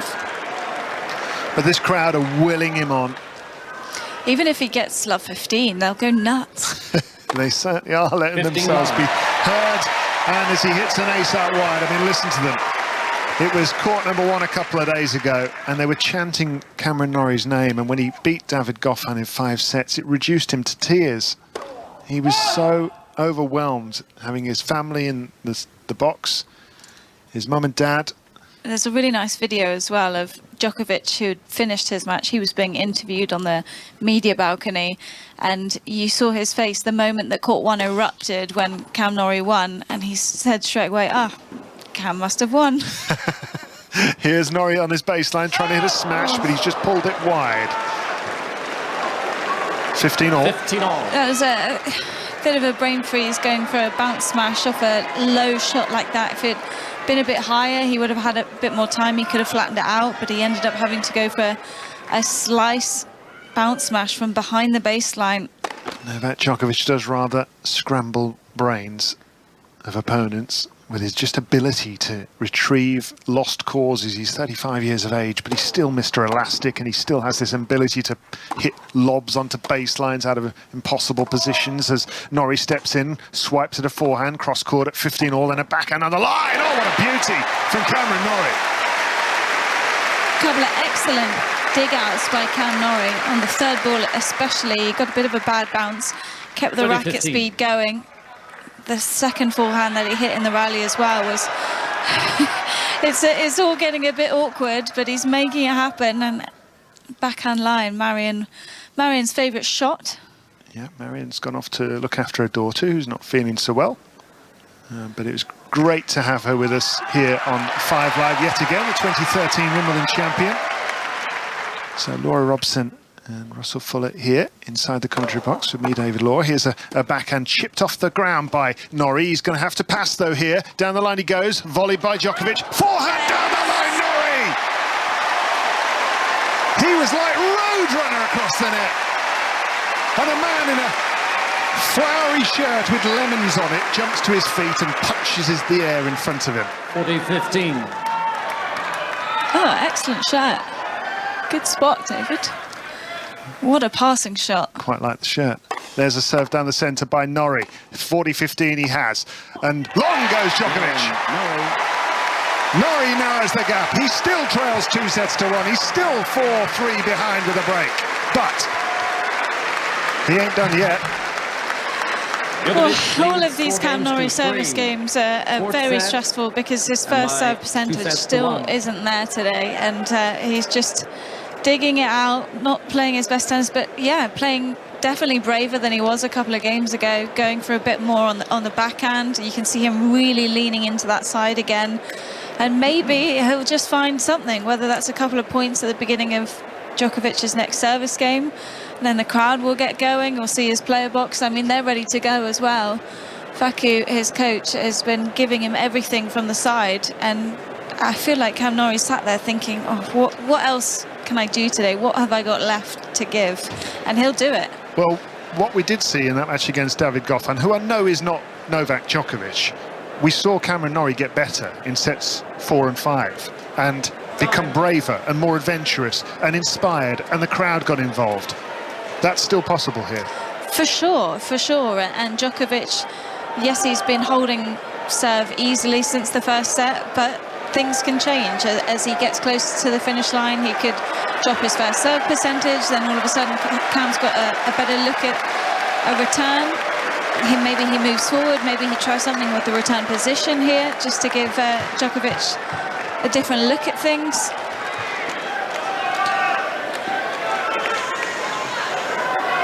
Novak Djokovic trying to reach his 8th Wimbledon final. He's won 6 of the 7 previous appearances in it. The only one he lost was to a British player, Andy Murray, in 2013, a day none of us will ever forget.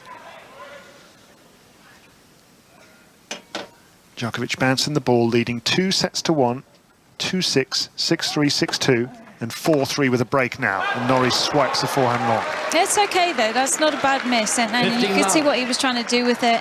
They had some intention behind it, and with his return position as well, he was jumping around.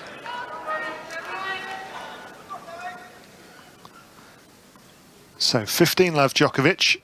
Norrie now in shade at the back of the court. It's that time of day, 5:45 in the evening, with about 3/4 of the court in shade, and the other quarter or third in bright sunshine, looking into it as Novak Djokovic with the baseball cap on hits his forehand on the line, then a backhand on the line, but he's missed that, Djokovic, and he sighs right in front of us and turns around in disgust at himself. Well, his last 3 service games, hold to love, hold to 15, hold to love. So if Cam can just win this point even, it would feel so different in the stadium. Cameron Norrie, a player who, honestly, I don't think that many people very underappreciated. Yeah, would have expected that Cameron Norrie would have got himself to the 9th seeded position, 12th in the world, winning Indian Wells last year as Djokovic hits an ace down the centre. But I agree with you, Laura, we've underestimated this guy for years. And every time he comes back and says, actually, you know what, I'm pretty good at this. And he does it with his performances. But can he find a way back here? 30-15 Djokovic, who's got a forehand to go cross-court with, that Norrie meets with a two-handed backhand. He hits it flat as a pancake, then whips up his forehand and dips it down inside the baseline. But he's being run side to side here is Norrie by the forehand down the line by Djokovic. That is absolutely unplayable from Novak Djokovic, who points at somebody in the crowd. I don't know whether it's one of his supporters who he wants to engage with, or somebody he wants to shut up who's supporting Cameron Norrie. I've got absolutely no idea who that was towards. It was the opposite end of his player box. Several times there was a fist pump towards some individual. Maybe there's some heckling going on that side of the court. He does not mind staring people down, Novak Djokovic, as he serves an ace down the centre and again stares up at whoever it is who has annoyed him. And that is terrifying. 5-3. Whoever that is in the crowd, they must be feeling gutted now, because look at what energy that's given Djokovic. He's come out, a couple of bombs down the tee with the serve, and the point before there was a beautiful forehand line. Can Norrie make Novak Djokovic serve for the final? Well, he started well. Big serve down the centre. Djokovic's racket crumples under the weight.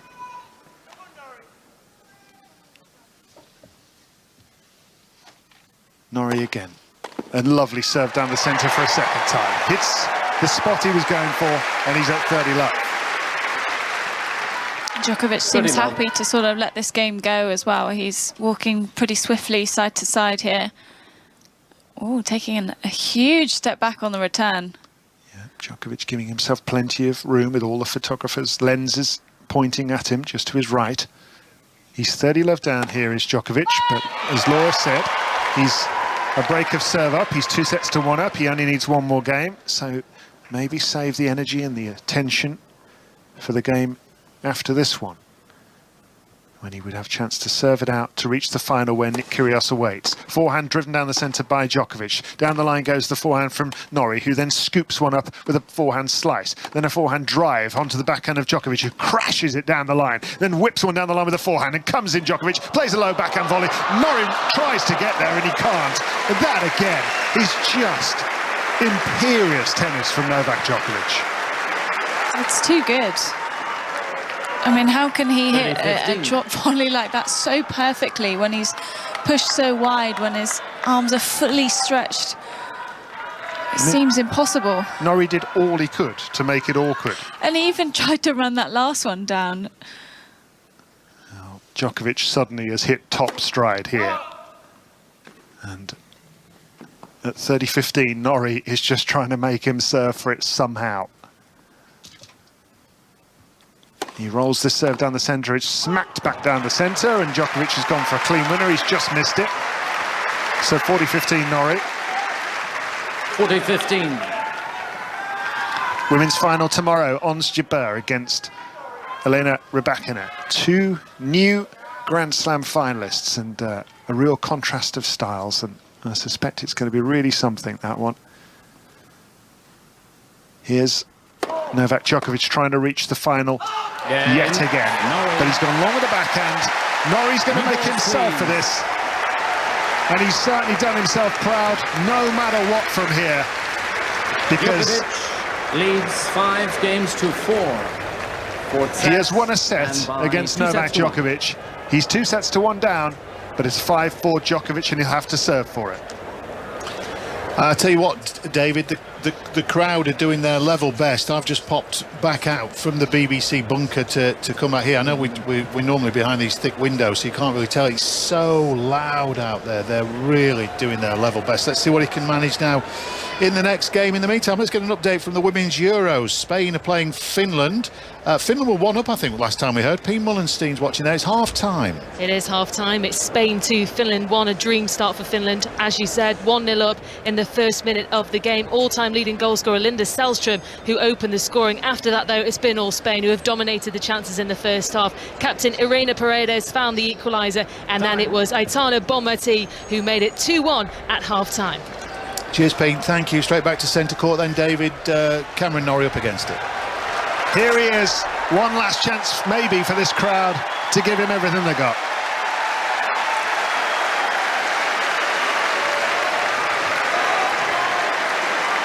Or is it the last chance? Can he find something?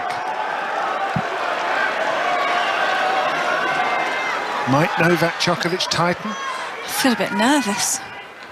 Laura Robson here with us on 5 Live. 2-1 for Novak Djokovic and 5-4. He's serving for a place in his 8th Wimbledon final, where Nick Kyrgios awaits. Britain's Cameron Norrie, in his first ever Grand Slam semi-final, has performed admirably here. He won the first set 6-2, but then he's faced the full force of Novak Djokovic since then.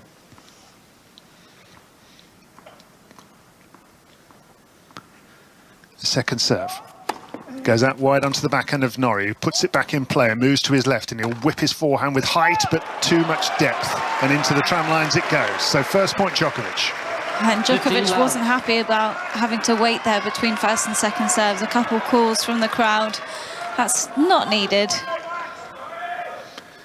Yeah, you always get one or two, don't you? And Novak Djokovic will have faced worse, particularly in those finals against Roger Federer here at Wimbledon in 2014 and 15, and then even louder and more difficult to handle against Federer at the US Open, 23,500 people all wanting him to lose. Well, he didn't lose. That's what he does. He wins. There's a great return, though, from Norrie, right into the rough patches up the back end of the court. Djokovic didn't like the bounce, and he's at 15-all. 15-all.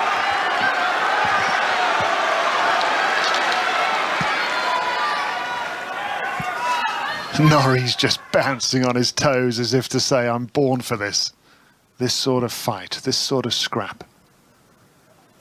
15-all. 30-15. And that is Djokovic's answer. An ace. I mean, how good is he in these key moments? 15-all, serving for the match. The perfect serve. Yeah, he's just quietly trying to go about his business, not give this crowd any chance to get involved any more than they already are. 2 more points he needs to Djokovic. Backhand return by Norrie, finds the baseline. Forehand down the line is missed by Djokovic. 30-all. Well, this is the furthest Cam's been in a Djokovic service game this entire set. 30-all.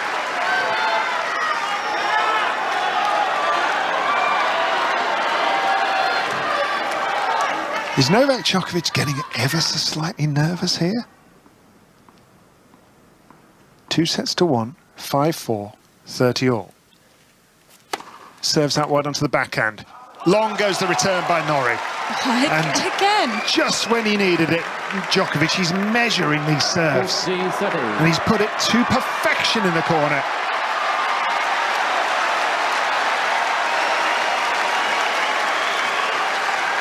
And it's the serve that brings up match point for Novak Djokovic to reach the Wimbledon final yet again. Please. Djokovic with match point. Serves down the centre. Brilliant serve! Game, set, and match. Djokovic. And now Djokovic roars! 2-6, 6-3. 6-2, 6-4. A few boos from the crowd who perhaps didn't like the defiance of Novak Djokovic, but he earns the right to roar back at them. And he pumps the air, and he clenches his fist. And Novak Djokovic is through to a 32nd Grand Slam final. That's more than any other man in history. And he's knocked out Cameron Norrie, whose brave, brilliant run to the Wimbledon semi-finals has finally come to an end. He got a bit tetchy at the end there. He was blowing kisses to the crowd, and he didn't show his love. He always shows his love to all 4 sides of the stadium, and he didn't do that then. He's fallen out with the 90% of the crowd obviously going for the home player and the Brit, Cameron Norrie, who gets a wonderful ovation.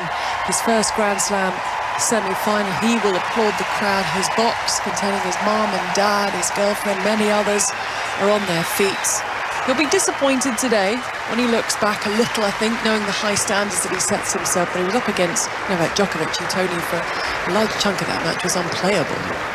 Yeah, it was same as Yannick Sinner. I mean, Cameron Norrie set off like a bullet in the first set, won it 6-2, and we were thinking, is it on, is it on? And then Djokovic seemed to find his feet. Whether he was just sussing him out, that's what he does, wasn't he? He was playing within himself, I think, Djokovic at the start, and then he just blew him away at the end. I mean, that is being blown up. Do you think 6-3, 6-2, 6-4 is pretty much being blown away?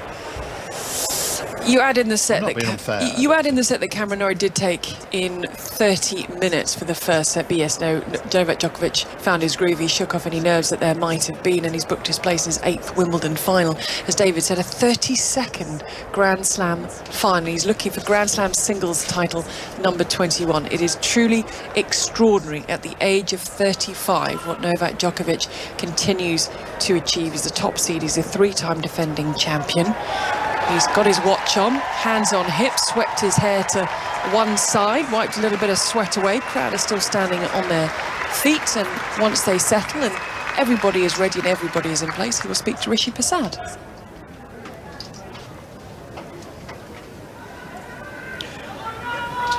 Novak, congratulations. If you could start by telling us the level of performance that you've had to produce today to defeat Cam Norrie. I didn't start off well. He was the better player for the first set, and semi-finals of a Grand Slam. And of course, I've had in the past many semi-finals of Grand Slams, but it's never easy walking out on the court. You have a lot of pressure, expectations from yourself, and of course from others as well. And Cameron didn't have much to lose. You know, he's playing probably tournament of his life, and obviously playing at home, it's never easy, but you know, I wish him all the best. He's a great player. I have a lot of respect for him.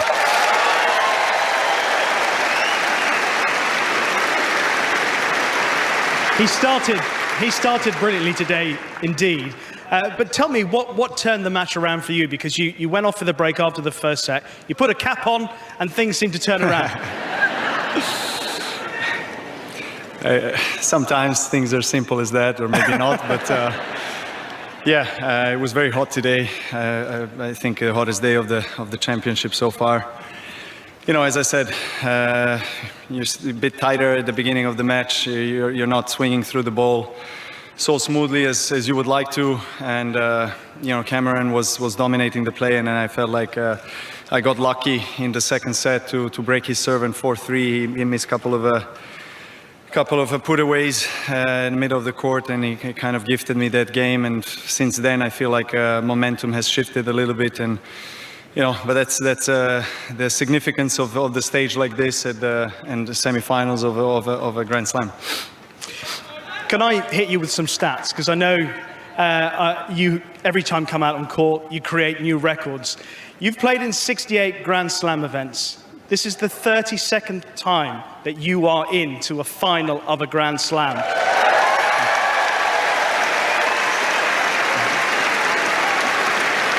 That's just incredible. Thank you. Thank you so much. I appreciate that, but the job is not finished. Of course it's not, because you now have an 8th Wimbledon final to look forward to, and that, of course, is on Sunday against Nick Kyrgios. You know as well as I do, everyone is going to be extremely excited by that. What are your thoughts on what's to come? Well, one thing is for sure, there's going to be a lot of fireworks emotionally from both.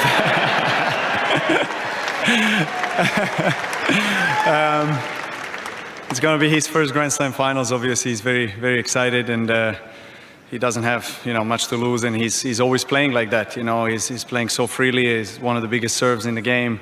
Just big game overall. A lot of power in his shots. We haven't played for some time. I've never won a set off him, so hopefully, it can be different this time. You know, it's